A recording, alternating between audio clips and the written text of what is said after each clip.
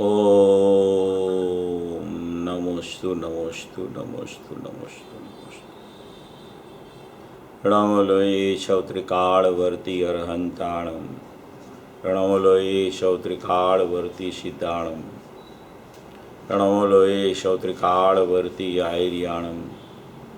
પ્રણમલોયે શૌત્રિકાળવર્તી ઉવજ્જાયાણમ.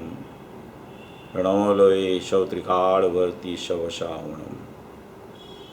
ओंकार बिंदु संयुक्तम नित्यध्यायन्ति योगिनम कामदम मोक्षदम चैवम ओंकाराय नमो नमः. मंगलम भगवान वीरो मंगलम गौतमो गणी मंगलम कुंदकुंदार्यो जैन धर्मोस्तु मंगलम. सर्वमंगल मांगल्यम सर्वकल्याणकारकम प्रधानम सर्वधर्माणम जैनम जयतु शासनम.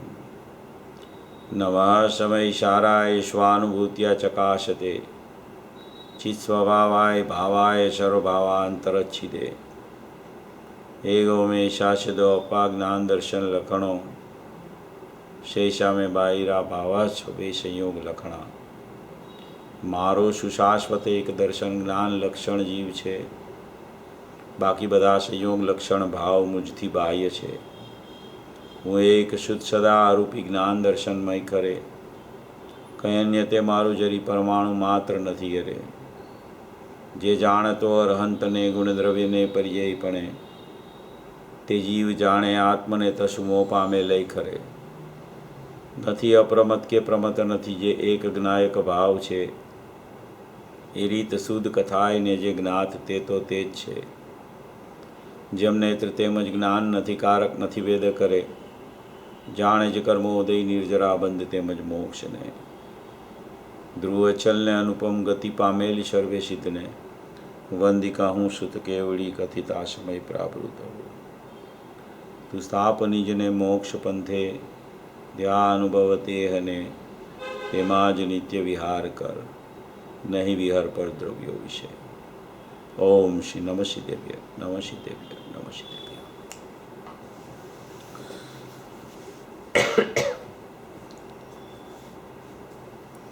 સમયસાર કળશ ટીકા રાજમલજી સાહેબની રચના છે. તેના સર્વવિશુદ્ધ જ્ઞાન અધિકાર ઉપર અમૃતચંદ્ર આચાર્ય દેવે જે કળશો કરેલા છે તેના ઉપર રાજમલજી સાહેબની સમયસાર કળશ ટીકા છે. તેમાં વિસ્તારથી વર્ણન બધા કળશોનું કરવામાં આવેલું છે. તેના ઉપર આપણી 216 નંબરના કળશ ઉપર આપણી ચર્ચા ચાલી રહી છે. પૂજ્ય ગુરુદેવ શ્રીના અક્ષરસહ પ્રવચનો કલસામૃત ભાગ 6માં છપાયેલા છે. તેના ઉપરથી આપણી ચર્ચા ચાલી રહી છે. અક્ષરસ પ્રવચનો જે પૂજ્ય ગુરુદેવ શ્રીના છપાયેલા છે તેના ઉપરથી ચર્ચા કરવામાં એટલી બધી સ્પષ્ટીકરણની વિષયો એટલા બધા સ્પષ્ટીકરણ રૂપ પૂજ્ય ગુરુદેવ શ્રીએ તેમાં કરેલા હોય છે ને આપણે એક વિષય આપણે જ્યારે ચર્ચા કરીએ ત્યારે આપણને ખબર પડે છે કે આખું પ્રવચન તો આપણે સાંભળી લીધું હતું પણ ગુરુદેવને તો આમાં ઘણું કહેવું હતું. એવી કોઈ આ અપૂર્વ ચર્ચા 216 નંબરના કળશની છે. 215 અને 216 કળશ બે કળશ બહુ માર્મિક છે, બહુ પ્રયોજનભૂત છે. આખો જે પોતાનો ચૈતન્ય સ્વભાવી ભગવાન આત્મા છે જે અનાદિ અનંત વસ્તુ છે, જે અવિનાશી તત્વ છે, તેમાં ક્યારેય પરિણમન હોતું નથી. એવી એક અપરિણામી ટંકોત્કીર્ણ વસ્તુ છે કે જેમાં ક્યારેય વધઘટ થતી નથી કે કાંઈ ઓછપ થઈ ગઈ મિથ્યાત્વની અવસ્થામાં કાંઈ ઓછપ થઈ જાય કે કેવળ જ્ઞાનની અવસ્થામાં કાંઈ એમાં વધારો થઈ જાય, એવા પર્યાયના ઉત્પાદ વ્યયના પ્રકાર સાથે ત્રિકાળી ધ્રુવ પરમાત્મા જ્ઞાયક ભાવ છે તેને વાસ્તવિકપણે કોઈ સંબંધ હોતો નથી. કારણ કે બે વસ્તુ જુદી છે, બેયના સ્વભાવો જુદા છે. એકની શાશ્વતતા છે, એકની ઉત્પાદ વ્યયતા છે, ક્ષણિકતા છે. તો આ આખું ત્રિકાળી દ્રવ્ય જેને શ્રદ્ધાનું શ્રદ્ધેય કહેવામાં આવે, જ્ઞાનનું સ્વજ્ઞેય કહેવામાં આવે અને ધ્યાનનું ધ્યેય કહેવામાં આવે, એવું જે પરમ પારિણામિક ભાવ લક્ષણે વિદ્યમાન જે અખંડ એક નિરાવલંબી શુદ્ધ તત્વ છે, તે તત્વ તો અનાદિકાળથી અનંતકાળ સુધી તેવું ને તેવું રહે છે, તેમાં કાંઈ ફેરફાર થતો નથી. એવી એક ધ્રુવ સત્તા છે, સ્થિર સત્તા છે, અવસ્થિત સત્તા છે, ચોક્કસપણે સ્થિર રહેલી સ્થિત રહેલી સત્તા છે. એ તો મારું વાસ્તવિક સ્વરૂપ છે. એ જ ખરેખર વસ્તુ માત્ર હું છું. એની બહાર જેટલું છે એ ખરેખર કાંઈ મારું છે નહીં. ખરેખર ચાહે કોઈ સંયોગો હો, ચાહે કોઈ કર્મની દશા હો, ચાહે રાગાદી ભાવરૂપ અશુદ્ધ પરિણતિ હો, કે ચાહે સમ્યક રૂપ શુદ્ધ પરિણતિ હો, એ બધી વસ્તુઓ મારા ચૈતન્ય તત્વથી પૃથક છે, મારા ચૈતન્ય તત્વની બહાર છે. શા માટે એમ છે? કારણ કે મારી સાથે તેનું મેચિંગ થતું નથી ક્યાંય. હું ટકતી સત્તા છું, હું અવિનાશી સત્તા છું, હું ધ્રુવ સત્તા છું, અને બાકી બધા પલટતા ભાવો છે. શ્રીમદજી લખી ગયા, આત્મા દ્રવ્ય નિત્ય છે, પર્યાયે પલટાય. આત્મા દ્રવ્ય નિત્ય છે અને પર્યાયે પલટાય છે. તો પર્યાયનું પલટવું ચાલ્યા કરે છે. મારી નિત્યતા કદી અનિત્યતામાં પ્રવેશતી નથી અને અનિત્યતા કદી નિત્યતામાં પ્રવેશતી નથી. જો નિત્યતા અનિત્યતા રૂપ થઈ જાય તો દ્રવ્યને અંશરૂપ થઈ જવું પડે, અને જો કોઈ અનિત્યતા અંશ છે એ દ્રવ્યમય થઈ જાય કે દ્રવ્ય થઈ જાય તો ખરેખર તે અંશી બની જાય. એટલે એવી કોઈ વ્યવસ્થા નથી. બેયની સત્તા પૃથક પૃથક રહેલી છે. આ તો એક સિદ્ધાંતિક વાત છે, આપણા ખ્યાલમાં આવી શકે એવી વાત છે. આવું સ્વરૂપ દ્રવ્ય પર્યાયનું છે તે તો પૂજ્ય ગુરુદેવશ્રીના પ્રતાપે આપણને ખૂબ ઘૂંટાયું છે, એટલે આપણને ખ્યાલમાં વાત આવી ગઈ છે. હવે આપણો જે 216 નંબરનો કળશ ચાલે છે એમાં જે વિષય ચાલે છે એ વિષયમાં આખી વાત ચાલે છે. એમાં આખું 216 નંબરના કળશમાં કળશ ટીકાકારે અને અમૃતચંદ્ર આચાર્ય ભગવાને આખું જાણવું સિદ્ધ કરેલું છે. જાણવું છે તે ખરેખર દ્રવ્યનો ત્રિકાળ સ્વભાવ છે. જાણનાર એના ગુણોમાં પણ જાણવું છે, એના ત્રિકાળ ઉપયોગમાં પણ જાણવું છે, અને એનો વર્તમાન ઉત્પાદવાળો ઉપયોગ જે પ્રગટ થાય છે ઉત્પાદવાળો જ્ઞાનનો, તેમાં પણ ખરેખર જાણવું રહેલું છે. તે આમ જોઈ તો એક સળંગતારૂપ જાણવું ચાલ્યું આવે છે. જાણવું જાણવું જાણવું જાણવું જાણવું જાણવું ચાલ્યું આવે સળંગતારૂપ. એ જ્ઞાનના ઉપયોગ સુધી જાણવું પહોંચી જાય છે. એના સિવાયની બીજી કોઈ પર્યાયો હોય કે બીજા કોઈ પદાર્થો હોય એમાં ક્યાંય જાણવાનું અસ્તિત્વ નથી, જાણવાનો કોઈ ગુણ નથી એનામાં. ગુણ પણ વિસ્તરીને આવ્યો હોય તો જ્ઞાનના ઉપયોગ સુધી પહોંચ્યો છે. એની બહાર ક્યાંય જાણવું હોતું નથી. અનંત ગુણની અનંત પર્યાયોમાં પણ જાણવું નથી. જાણવું એ જ્ઞાનમાં છે. એવી અહીંયા આખી જાણવાની સત્તા અહીંયા આખી સિદ્ધ કરે છે 216 નંબરના કળશમાં. આપણી ચર્ચા કલસામૃત ભાગ છઠ્ઠા ઉપર 387 નંબરના પેજ ઉપર ચાલતી હતી. 388 નંબરના પેજ ઉપર આપણે પહોંચી ગયા હતા, પણ એ 387 નંબરથી એની વાત ચાલુ થાય છે. એ આપણે શરૂ કરીએ છીએ. આમાં આખી જે પ્રદેશ ભિન્નતાની વાત બતાવવામાં આવેલી છે. જીવોને ઘણા પ્રદેશ ભિન્નતામાં પ્રશ્નો ઉપસ્થિત થતા હોય છે કે ભાઈ દ્રવ્યની એક સત્તા છે, દ્રવ્ય ગુણ પર્યાયની. એમાં પર્યાયના પ્રદેશની ભિન્નતા અને દ્રવ્યના પ્રદેશની ભિન્નતા તો કેવી રીતે સિદ્ધ થઈ શકે? એવા પ્રશ્નોત્તરી રૂપે આપણે ચર્ચા કરીએ ત્યારે પણ આવતા હોય છે. આ એક બહુ અગત્યનો અને માર્મિક વિષય છે. સૂક્ષ્મ બોધના અભિલાષી જીવો હોય છે જે એને ખરેખર આ વિષય પ્રિય પણ થઈ જાય છે અને એને એ લક્ષમાં લેવાનો પુરુષાર્થ પણ કરતા હોય છે. એટલે આ આખી ભાવ પ્રધાન વસ્તુ છે. એના ભાવમાં કેવી રીતે દ્રવ્ય પર્યાયનું સ્વરૂપ ગોઠવાયેલું છે એ રીતે એની જ્યારે સમજણ કરે છે ત્યારે જ ખરેખર એની પ્રદેશ ભિન્નતા પણ એને કોઈ અપેક્ષાએ હજી તો પહેલાં પકડાય છે.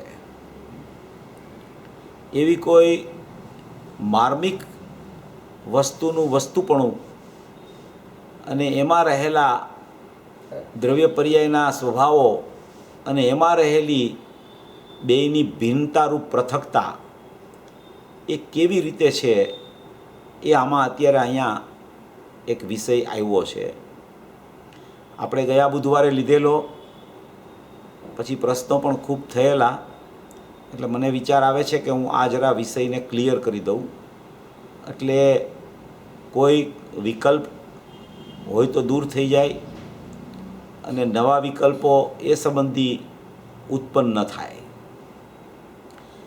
દ્રવ્ય પર્યાયની ભિન્નતાની અહીંયા ચર્ચા જો ગુરુદેવે 387 નંબરના પેજ ઉપર છેલ્લે આખી ચર્ચા ચાલુ થાય છે. એમાંથી આ આખી દ્રવ્ય પર્યાયની ભિન્નતાની વાત પૂજ્ય ગુરુદેવશ્રીએ ઉપાડી છે. ગુરુદેવની એક શૈલી હતી કે જ્યારે પોતે દ્રષ્ટિના વિષયની વાત કરતા હોય, પોતે પરદ્રવ્ય કે પર્યાયને પરભાવ કહી દે, પર્યાયને હેય કહી દે, અને દ્રષ્ટિના વિષયને ઉપાદેય કહેતા હોય, ત્યારે પછી જો કોઈ એને પર્યાય અપેક્ષાએ પ્રશ્ન કર્યા કરે તો એ પર્યાયને જાણે બીજું દ્રવ્ય હોય ને એવી રીતે ગુરુદેવ એનો જવાબ આપી દે. જો બહુ સમજણપૂર્વક સમજવાની વાત છે. ગુરુદેવ જ્યારે દ્રષ્ટિનો વિષય કહેતા હોય, એ આખી જ્ઞાની પુરુષ છે ગુરુદેવ, એ દ્રષ્ટિનો વિષય કહે એમાં બહુ માર્મિકતા હોય છે અને એ અનુભવીને દ્રષ્ટિનો વિષય કહેતા હોય છે. દ્રષ્ટિનો વિષય ઘણા જીવો કહે, પણ ગુરુદેવ જ્યારે દ્રષ્ટિના વિષયનું સ્પષ્ટીકરણ કરે એ આપણે સાંભળીએ તો બહુ માર્મિકતાથી, પ્રફુલ્લિતતાથી, ક્યાંય ખોટું મિથ્યા એકાંત પણ ન થઈ જાય એ રીતે પૂજ્ય ગુરુદેવ શ્રી દ્રષ્ટિનો વિષય પ્રતિપાદિત કરતા હોય છે. તો એવો આમાં અહીંયા પ્રશ્ન પૂછવામાં આવ્યો, એના ઉપરથી ગુરુદેવે આખી પ્રદેશ ભિન્નતાની વાત અહીંયા ઉપાડી છે. જો હું વાંચું છું જરા, આખો પેરેગ્રાફ પ્રશ્ન ઉત્તર પહેલાં ચાલુ થાય છે, ત્યાંથી આ આખી વસ્તુ ચાલુ થઈ છે. જ્ઞાનના સંબંધથી જ્ઞેય વસ્તુ જ્ઞાન સાથે સંબંધરૂપ નથી. એટલે જ્ઞાનનો જે સંબંધ છે, જ્ઞેય વસ્તુ પૃથક છે, જ્ઞાન પૃથક છે. જ્ઞાનના સંબંધથી જ્ઞેય વસ્તુ જ્ઞાન સાથે સંબંધરૂપ નથી. કોઈ પણ બહારના જ્ઞેયો હોય, કોઈ પણ જ્ઞાન સિવાયની બીજી પર્યાયો હોય, તે જ્ઞાન અહીંયા છે, બાકી બધું જ્ઞેય પૃથક છે. તો જ્ઞાનના સંબંધથી જ્ઞેય વસ્તુ જ્ઞાન સાથે સંબંધરૂપ નથી, એને સંબંધ થતો નથી જ્ઞાન સાથે. શું કીધું? એ જે જાણવા યોગ્ય પદાર્થ છે, અરે સ્વ અને પર બેય, આહા, એ જ્ઞાનના સંબંધથી જ્ઞેય વસ્તુ જ્ઞાન સાથે સંબંધરૂપ નથી. સ્વ અને પર બેય કહેતા ત્રિકાળી દ્રવ્ય ગુણ એને પણ જ્ઞાન સાથે સંબંધ નથી, એ પણ જ્ઞેયમાં જાય છે. અને પર કહેતા પરના દ્રવ્ય ગુણ પર્યાય બધું પરમાં છે, એને પણ જ્ઞાન સાથે સંબંધ નથી. એટલે સ્વ અને પર બે જ્ઞેય એ જ્ઞાનના સંબંધથી જ્ઞેય વસ્તુ જ્ઞાન સાથે સંબંધરૂપ નથી. આહા, જ્ઞેય તો બે પ્રકારે કહ્યા ને, ઉપર આવી ગયું છે અર્થગ્રહણ શક્તિમાં. સ્વજ્ઞેય અને પરજ્ઞેય એવા બે પ્રકારે જ્ઞેય કીધા અને જ્ઞાનને અહીંયા રાખ્યું. અને જ્ઞેય જુદું, સ્વજ્ઞેય પણ જુદું અને પરજ્ઞેય દ્રવ્યગુણ પર્યાય સહિતનું જુદું. સ્વજ્ઞેયમાં દ્રવ્યગુણ જુદા અને જ્ઞાનની પર્યાય અહીંયા જાણવારૂપ પરિણમે છે. એમ કરીને આખી અર્થગ્રહણ શક્તિની વ્યાખ્યા આ 216 કળશમાં આપી છે. જ્ઞેય તો બે પ્રકારે કયાને મુમુક્ષુ પૂછે છે, પરની સાથે તો સંબંધ નથી, એ તો અમને ખ્યાલ આવે છે. પરની સાથે તો સંબંધ નથી, દ્રવ્યગુણ પર્યાય પ્રમાણની સત્તાને પર સાથે સંબંધ ન હોય એ તો અમને ખ્યાલ આવે છે. પર્યાય સાથે તો સંબંધ છે, પર્યાયને પર્યાય સાથે તો સંબંધ છે, પર સાથે સંબંધ નથી. ગુરુદેવ કહે છે અહીં એ નથી, સ્વપર સાથે જાણે છે. સ્વપર સાથે જાણે છે એટલે જ્ઞાનની પર્યાયમાં આ સ્વજ્ઞેયનું પણ જ્ઞાન, આ પરજ્ઞેયનું પણ જ્ઞાન, એવી એક જ્ઞાનની સ્વપર પ્રકાશક શક્તિ એ નિર્વિભાગપણે રહેલી છે. એમાં જાણવું વર્તે છે. એ જાણવું છે એમાં સ્વપર બેયનું જ્ઞાન અહીંયા થાય છે. એને અહીંયા એમ કીધું કે સ્વપરને સાથે જાણે છે એમ કહે છે. તો કે પોતામાં તન્મય થઈને નથી જાણતું, આ બીજો પ્રશ્ન ઉઠાવ્યો શ્રોતાએ. સ્વપર બેયને જાણે છે એમ કીધું એટલે એમ કહે છે કે સ્વપરને બેયને જાણે છે તો સ્વને પર બે થયા અને અહીંયા જાણે છે એમ રાખ્યું. તો કે પોતામાં તન્મય થઈને જ્ઞાન નથી જાણતું એમ પ્રશ્ન પૂછે છે. શ્રોતાનો પ્રશ્ન છે કે પોતામાં તન્મય થઈને પર્યાય નથી જાણતી, દ્રવ્યગુણમાં તન્મય થઈને પર્યાય નથી જાણતી, દ્રવ્યગુણ સાથે એકમેક થાય ત્યારે તો સ્વપરનું જાણવું થાય ને. એમ કરીને ગુરુદેવે સ્વપરને જાણે છે એમ કીધું ત્યારે બીજો પ્રશ્ન ઉઠાવે છે કે પોતામાં તન્મય થઈને નથી જાણતું એમ પ્રશ્ન ઉઠાવ્યો એને. એટલે કે પર્યાય અને દ્રવ્ય કંઈ જુદા રહીએ છે, એ પોતામાં તન્મય થઈને નથી જાણતી પર્યાય. તમે સ્વજ્ઞેયને દ્રવ્યગુણને જુદા રાખો, પરજ્ઞેયમાં તમે દ્રવ્યગુણ પર્યાય રાખો, જ્ઞાનની પર્યાયને અહીંયા રાખો તો જ્ઞાનની પર્યાય અહીંયા રહીને જાણે છે અને દ્રવ્યગુણ અહીંયા છે તો આમ પોતામાં તન્મય થઈને નથી જાણતી પર્યાય. એમ શ્રોતાનો પ્રશ્ન આવ્યો છે. શ્રોતા એમ પ્રશ્ન કરે છે, પર સાથે તો સંબંધ નથી અમને ખબર છે, પણ પર્યાય સાથે સંબંધ નથી. તો કે પર્યાય તો સ્વપરને જાણે છે, એવો સ્વભાવ છે પર્યાયનો. તો કે સ્વપરને જાણે છે તો કે પર્યાય સ્વ સાથે તન્મય થઈને નથી જાણતી, સ્વ સાથે અભેદ થઈને નથી જાણતી, જ્ઞાનની પર્યાય જુદી રહીએ ને જ્ઞાયક જુદો રહીએ એમ કાંઈ જાણવું થાય છે, તન્મય થઈને નથી જાણવું થતું એમ પ્રશ્ન કરે છે. પ્રશ્ન સમજવા જેવો છે. એમ પ્રશ્ન કર્યો શ્રોતાએ કે પોતામાં તન્મય થઈને નથી જાણતું, જ્ઞાન પોતામાં તન્મય થઈને નથી જાણતું એમ પ્રશ્ન કરે છે. તો ઉત્તર આપે છે તન્મય છે નહીં, પર્યાય અને દ્રવ્ય તન્મય છે નહીં, ભિન્ન જ છે પર્યાય. ભિન્ન જ છે પર્યાય એટલે દ્રવ્યથી પર્યાય ભિન્ન જ છે એમ કહેવા માગે છે. દ્રવ્યથી પર્યાય ભિન્ન જ છે એમ કહેવા માગે છે. બે વિભાગ બતાવ્યા દ્રવ્ય પર્યાયના, અંદરમાં અને અંદરમાં પ્રમાણનું દ્રવ્ય એક, પ્રમાણનું દ્રવ્ય એક, એના ભાવ બે, એક દ્રવ્ય ભાવ એક પર્યાય ભાવ. એટલે અહીંયા કહે છે કે એ ભિન્ન જ છે પર્યાય, તન્મય છે નહીં. પર્યાય અને દ્રવ્ય તન્મય છે નહીં. શ્રોતા કહે છે કે પર્યાય દ્રવ્ય સાથે તન્મય થઈને નથી જાણતું જ્ઞાન, તો કે બે ભિન્ન જ છે પર્યાય અને દ્રવ્ય એમ કહે છે. તન્મય છે નહીં, ભિન્ન જ છે પર્યાય. ઝીણી વાતું બહુ બાપા, આ ગુરુદેવની એક સ્પેશિયાલિટી છે. જ્યારે મૂળ વાત ખૂબ એવી અગત્યની આવે ને ત્યારે એમ કે ઝીણી વાતું બહુ બાપા, આ તો ઝીણું બહુ, આ તો ઝીણું બહુ એમ કહે ગુરુદેવ. ઝીણી વાતું બહુ બાપા. તો પાછો શ્રોતા પ્રશ્ન કરે છે કે પ્રદેશથી તો તન્મય છે ને. હવે આ બીજો પ્રશ્ન આવ્યો. ગુરુદેવે એમ કીધું કે પર્યાય ભિન્ન જ છે અને દ્રવ્ય ભિન્ન છે, તો એ ભાવની ભિન્નતાની વાત આવી. એટલે શ્રોતાએ બીજો પ્રશ્ન ઉપાડ્યો. પરથી પૃથકની વાત કરી, સ્વપરને જાણે છે એ વાત કરી, પર્યાય દ્રવ્ય સાથે તન્મય છે કે નહીં. ગુરુદેવે કીધું કે પર્યાય દ્રવ્યથી ભિન્ન જ છે, તો તો કે એ પર્યાય દ્રવ્યથી ભિન્ન છે, એ તો ભાવે ભિન્નતા તમે કહી દીધી, તો કે છે કે એ પ્રદેશથી તો તન્મય છે કે નહીં? એના પ્રદેશ તો બેના એક છે ને, કાંઈ પ્રદેશ કાંઈ થોડા જુદા પડી જાય છે? અસંખ્ય પ્રદેશી આત્મા છે આખો, એમાં પ્રદેશ કેવી રીતે જુદા પડી ગયા? પ્રદેશથી તો એક છે ને. તમે પર સાથે સંબંધ છોડો, તમે પર્યાયનો બીજી પર્યાય સાથે સંબંધ છોડાવો, તમે પર્યાય દ્રવ્યને તન્મય થઈને નથી જાણતી એમ પણ છોડાવી દો, તો હવે એમ કહી છે કે એ બેના કાંઈ પ્રદેશે જુદા છે કે પ્રદેશ સાથે સંબંધ છે કાંઈ? પ્રદેશથી તો તન્મય છે ને, એમ પ્રશ્ન કરે છે. કેટલી બધી આમાં સૂક્ષ્મતા છે, કેટલું બધું આ અંતરની ચર્ચા છે, કેટલો બધો વિષય ગુરુદેવ સ્પષ્ટ કરે છે. અને શ્રોતા પણ કેવા છે કે એક પછી એક પ્રશ્ન કેવા ઉપાડે છે. પહેલાં પરથી પૃથકતા બતાવે, પછી બીજી પર્યાયોથી પૃથકતા બતાવે, પછી દ્રવ્યગુણથી પૃથકતા, પછી હવે પ્રદેશ ભિન્નતાની ચર્ચા આવી. આપણે તો આ પ્રદેશ ભિન્નતાની ચર્ચા કરવી છે એટલે આખો વિષય લીધો પહેલેથી. આ ચાલી ગયું છે, આપણે ગમે તેટલું ચાલી ગયું હોય, તમે ફરી ફરી એનો વિચાર કરો ને એટલે નવી કંઈક વાત નીકળે. ચર્ચાનું કામ જ આ છે. ચર્ચાથી સ્વરૂપ ઘૂંટાય છે. ચર્ચાથી શું થાય છે? સ્વરૂપ ઘૂંટાય છે. અને ચર્ચા સંબંધીનો વિકલ્પ બંધ થાય ત્યારે અનુભવ થાય છે. ચર્ચાથી સ્વરૂપ ઘૂંટાય છે. દ્રવ્ય પર્યાય, દ્રવ્ય પર્યાય, દ્રવ્ય પર્યાય. ભિન્નતા કેવી રીતે? અભિન્નતા છે કે નહીં? જાણવું છે કે નહીં?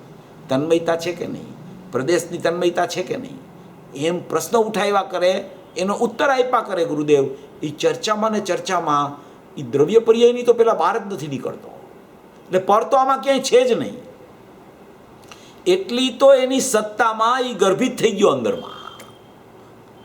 કેટલું રહસ્યવાળી વાત છે. એટલે પ્રશ્ન પૂછ્યો કે પ્રદેશથી તો તન્મય છે ને, કે પ્રદેશ નહીં તમે કાઢી નાખો, પર્યાય ભિન્ન છે, પર્યાય ભિન્ન છે, પર્યાય ભિન્ન છે તમે કીધા કરો, એટલે શું કાંઈ પ્રદેશ ભિન્ન થઈ ગયા? એમ પ્રશ્ન શ્રોતાનો એમ આવ્યો છે. પ્રદેશ તો એક છે ને, અસંખ્ય પ્રદેશમાં કાંઈ કટકા થોડા થાય છે? આખો આત્મા અસંખ્ય પ્રદેશીમાં કટકા થોડા થાય છે? પ્રદેશ તો અસંખ્ય છે, અસંખ્યમાંથી કાંઈ ઓછા નથી થતા. જેટલા છે એટલા ને એટલા રહીએ છે.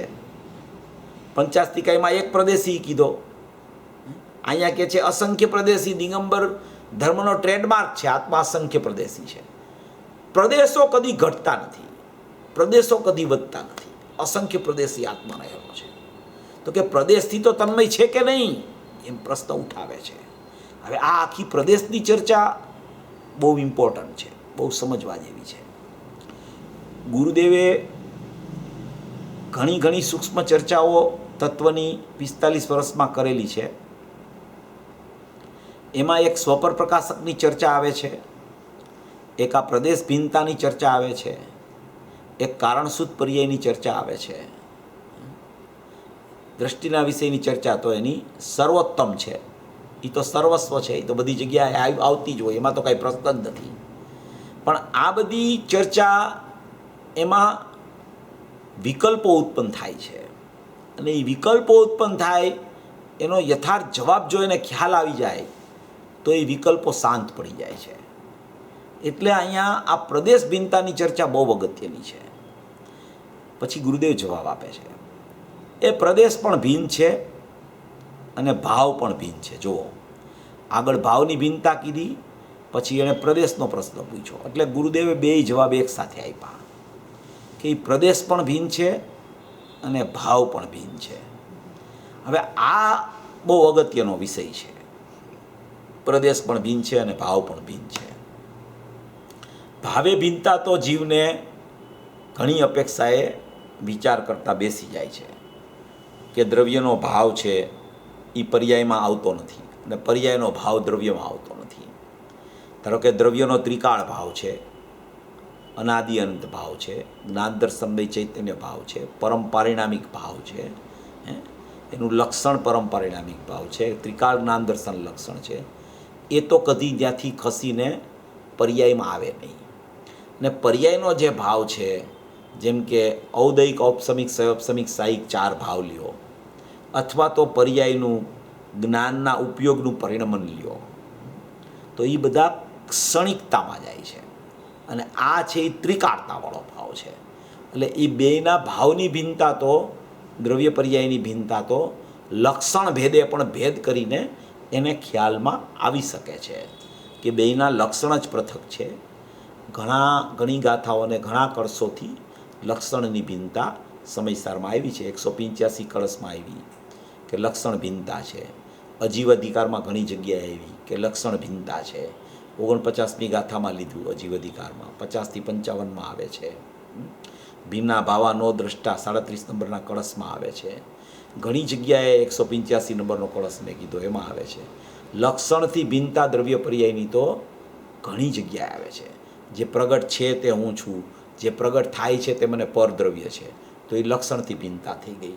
એવી ભિન્નતા તો કેટલી જગ્યાએ આવે એટલે એ તો એને બેસી જાય તો ખ્યાલમાં પણ આવી જાય. હવે આ પ્રદેશની ભિન્નતા છે ને એ થોડી સૂક્ષ્મતાવાળી છે. એણે એના જ્ઞાનમાં બરાબર નિર્ણય કરીને બેસાડવી પડે, નહીંતર એને બેસે નહીં. પ્રદેશની ભિન્નતાનો ન્યાય 1-2 ન્યાયો એવા છે કે જો દ્રવ્ય અને પર્યાયના પ્રદેશો જો એક જ પ્રદેશે હોય, દ્રવ્ય અને પર્યાય, સમજો આત્મા અસંખ્ય પ્રદેશી છે. એમાં જે પ્રદેશે છે, જે પ્રદેશે દ્રવ્ય છે, જે પ્રદેશે ગુણો છે, જે પ્રદેશે કારણસૂત્ર પર્યાય છે, એ જ પ્રદેશોમાં જો વર્તમાન પર્યાયો હોય તો પર્યાય એક સમયની છે અને પર્યાયના પ્રદેશ અને દ્રવ્યના પ્રદેશ જો એક લ્યો તમે તો એક સમયની પર્યાય છે એ જ્યારે ધ્રુવનું અવલંબન લે કે હું ધ્રુવ છું, હું ત્રિકાળ છું, આ ધ્રુવ સત્તા છે, એમાં એ પર્યાય આ ઉત્પાદ થયો. હવે એના પ્રદેશને તમે આ દ્રવ્યના પ્રદેશને પર્યાયના પ્રદેશ એક લ્યો, હવે એ પર્યાય ઉત્પાદ પામી એટલે પર્યાયનું ભાવ પરિવર્તન કે પરિણમન થયું. એ ભાવ પરિણમનમાં જ્યારે એને એમ આવ્યું કે હું દ્રવ્ય છું, એવું અહમ કરવા માટે એ તત્પર થઈ કે હું દ્રવ્ય જ છું. જો ત્યારે દ્રવ્યના પ્રદેશમાં પર્યાયના પ્રદેશો પણ હોય તો પર્યાય જ્યારે દ્રવ્યના પ્રદેશનું અહમ કરે, આખા ત્રિકાળી દ્રવ્યનું, ત્યારે પર્યાયના પ્રદેશનું પણ અહમ એમાં આવી જાય. જો પર્યાયના પ્રદેશનું અહમ દ્રવ્ય અને પર્યાયના પ્રદેશ એક હોય તો પર્યાયને દ્રવ્યના પ્રદેશનું અહમ કરતાં પર્યાયના પ્રદેશનું અહમ આવે તો પર્યાયના પ્રદેશના અહમથી કોઈ પર્યાય ખરેખર શુદ્ધ ન થઈ શકે, ખરેખર સમ્યક ન થઈ શકે, ખરેખર એમાં ક્યારેય અનુભૂતિનો જન્મ ન થઈ શકે. જ્યારે દ્રવ્યનું અવલંબન લે એટલે કે દ્રવ્યના જ પ્રદેશોનું અવલંબન લે એટલે કે દ્રવ્યની ત્રિકાળતાનું જ અવલંબન લે, કારણ કે દ્રવ્ય આખું જાણનાર દેખનાર એ પરમ પારિણામિક ભાવ લક્ષણવાળું તત્વ છે, પરમ નિરપેક્ષ લક્ષણ છે. એનું જ્યારે અવલંબન પર્યાય લે છે ત્યારે એ જો દ્રવ્યના પ્રદેશ ને પર્યાયના પ્રદેશ એક હોય તો આ પર્યાય જ્યારે આમ અવલંબન લેવા જાય ને ત્યારે પર્યાયના પ્રદેશનું અવલંબન આવી જાય. પર્યાયનો ઉત્પાદ થયો હોય તો એનો ભાવ ઉત્પાદ પામ્યો. સમજો જરા, આ વિષય સમજવા જેવો છે, ગંભીર છે, સૂક્ષ્મતાવાળો છે. આપણે શાંતિથી એને સ્પષ્ટ કરવાનો પ્રયત્ન કરી રહ્યા છીએ. પર્યાય જે ઉત્પાદ પામી તો ગુણનો ભાવ ઉત્પાદ પામ્યો છે, ભાવ ઉત્પાદ પામ્યો છે.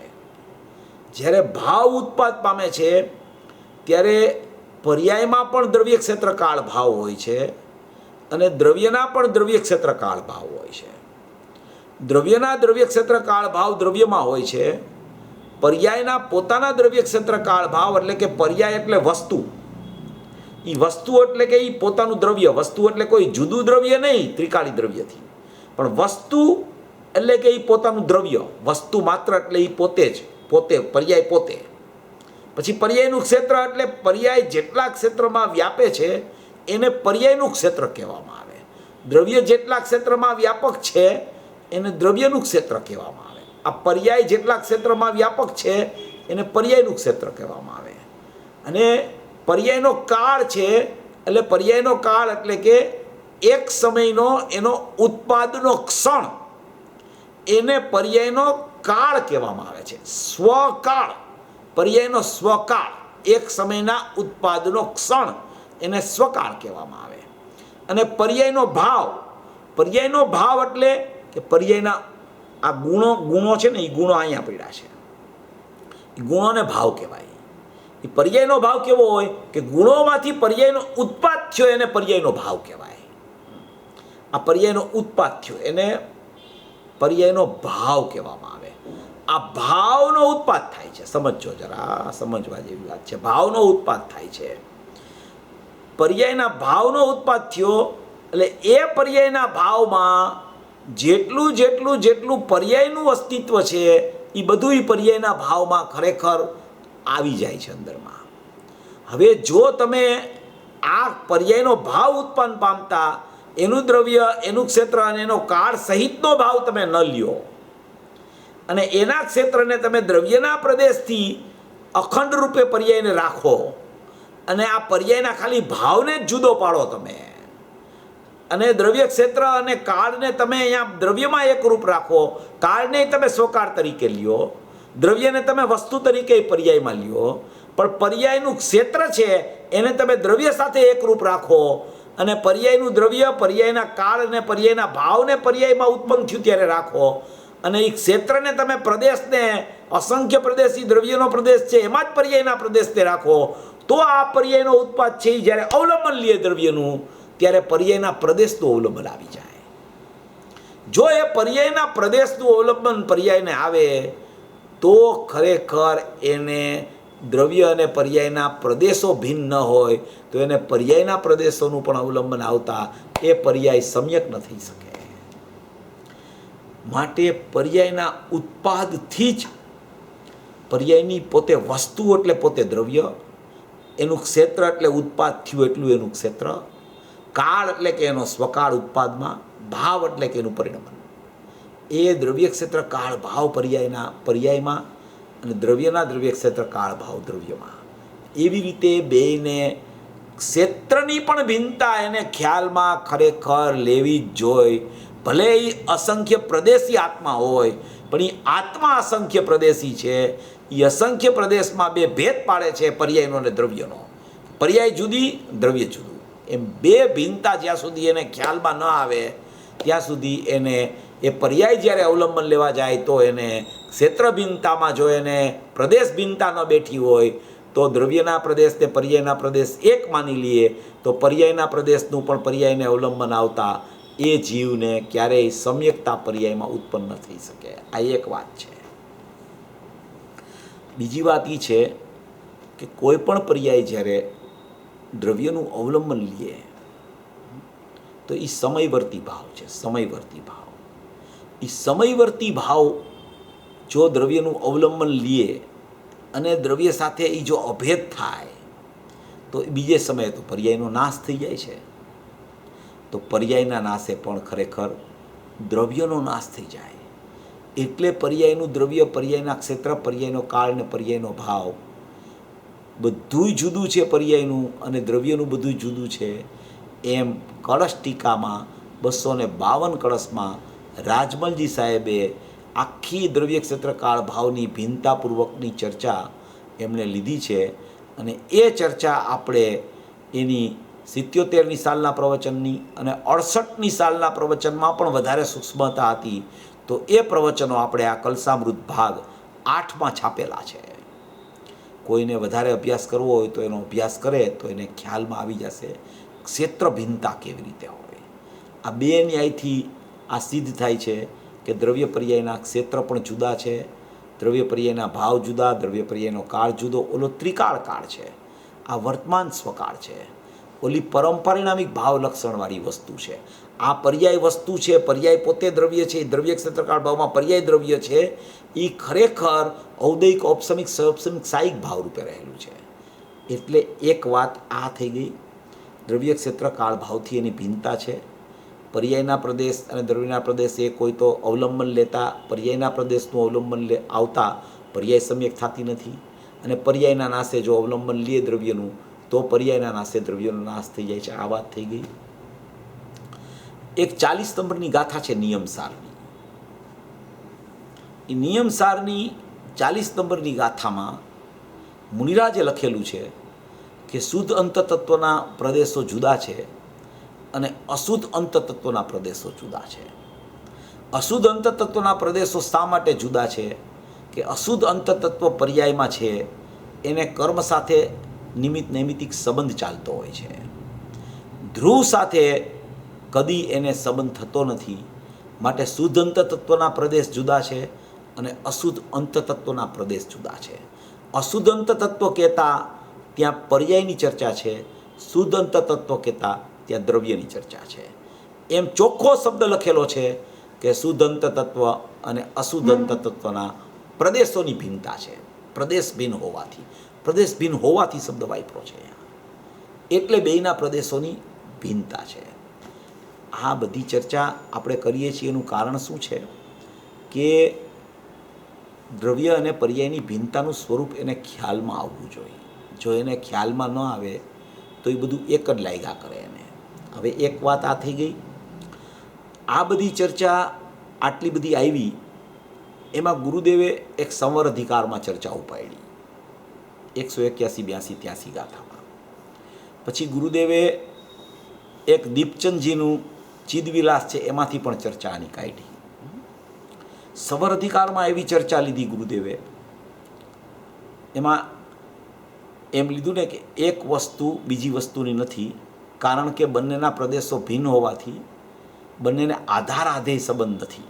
એવો મૂળ ટીકાના આ વાક્ય બોલું છું. આ જ વાક્ય છે મૂળ ટીકામાં, વાંચી લેવા. એક વસ્તુને બીજી વસ્તુ સાથે સંબંધ નથી, કારણ કે બંનેના પ્રદેશો ભિન્ન હોવાથી બંનેને આધાર આધેય સંબંધ નથી. એવો શબ્દ અહીંયા 181, 82, 83 ગાથા એ સંવર અધિકારની ગાથા છે. સંવરની ઉત્પત્તિ થવા માટેની ગાથા. સંવર એટલે ધર્મની શરૂઆત. આશ્રવના નિરોધપૂર્વક સંવરની ઉત્પત્તિ કેવી રીતે થાય એવો સંવર અધિકાર છે. એમાં સૌથી પહેલી લીટીમાં આચાર્ય ભગવાને આ શબ્દો વાપર્યા. શા માટે એવા શબ્દો વાપર્યા? સંવર પ્રગટ કરવા માટે વાપર્યા શબ્દો. અહીંયા સંવર પ્રગટ કરવા માટેની ચર્ચા છે. શુદ્ધ પર્યાય પ્રગટ કરવા માટેની ચર્ચા છે. અશુદ્ધ પર્યાયથી જુદાઈ બતાવવી છે અને શુદ્ધ પર્યાયની પ્રગટતા કરાવવી છે, એના માટેની ચર્ચા ત્યાં, પ્રદેશ ભિન્નતાની ચર્ચા ત્યાં પણ આવી છે.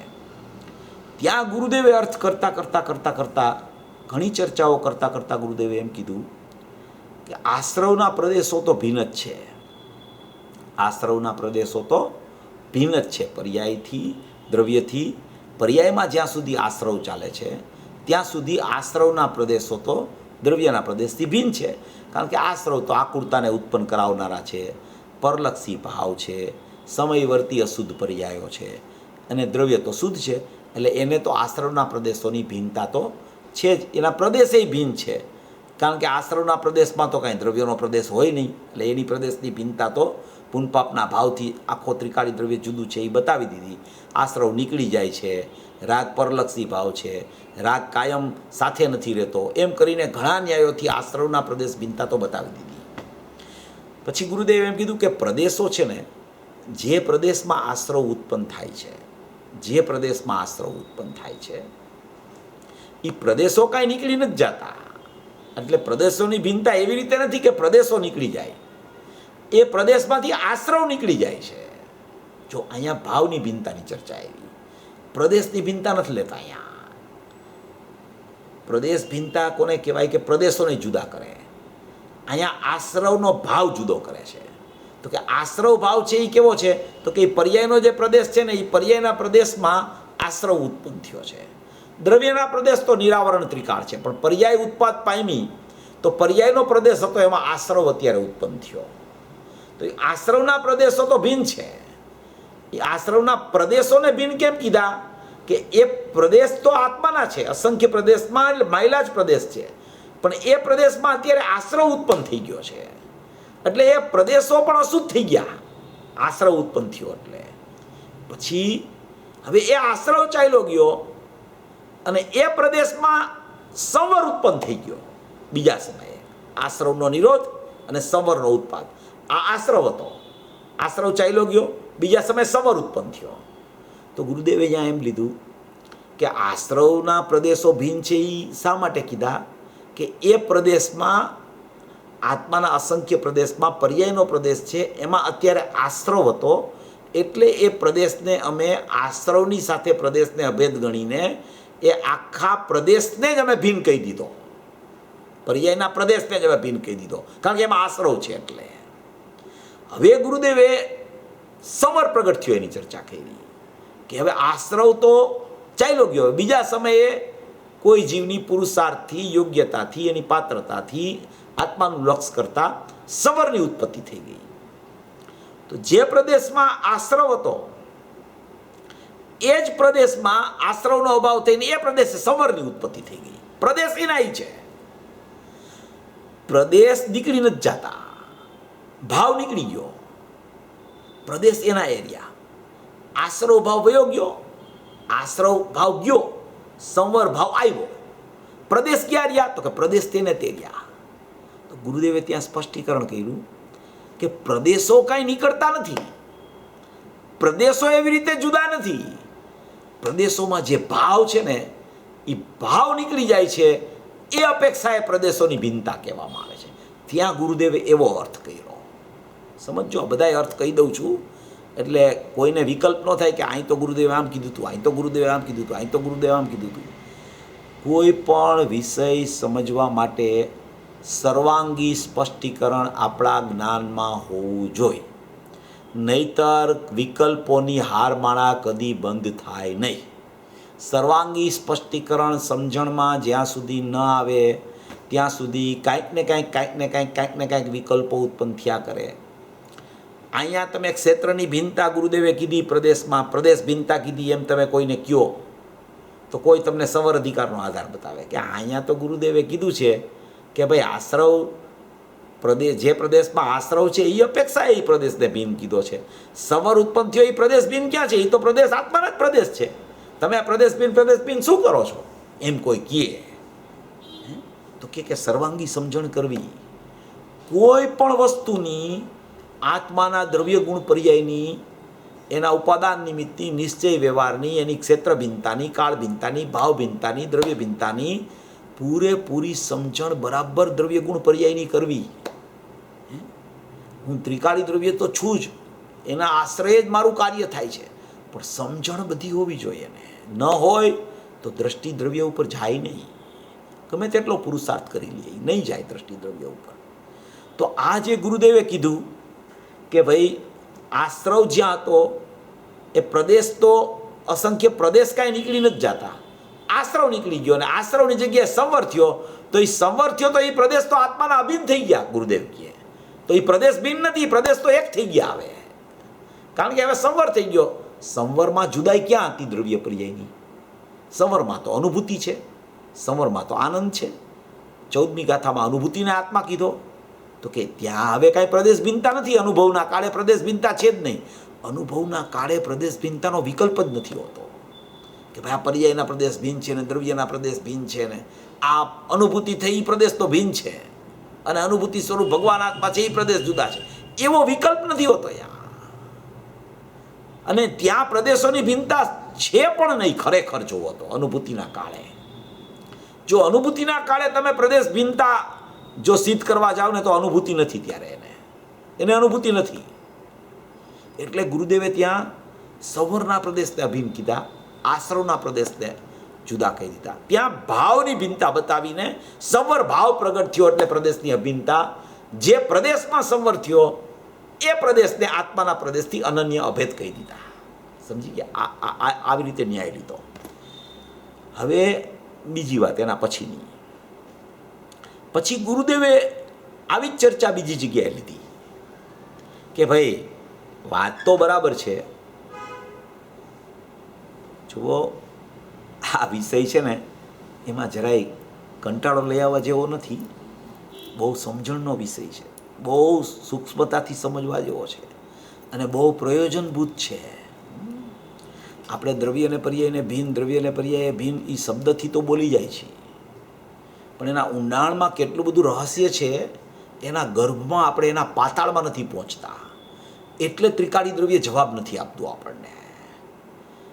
જ્યારે ગુરુદેવે પછી ચર્ચા બીજી ઉપાડી કે ભાઈ આશ્રવના પ્રદેશ ભિન્ન કહીને સંવરના પ્રદેશને અભિન્ન કીધા, તો હવે જે ક્ષેત્રમાં આશ્રવ હતો તે જ ક્ષેત્રમાં સંવર ઉત્પન્ન થયું છે. આશ્રવનો નિરોધ અને સંવરનો ઉત્પાદ, તો એ ક્ષેત્ર તો એનું જ રહ્યું પર્યાયનું, તો એ ક્ષેત્ર એનું જ રહ્યું.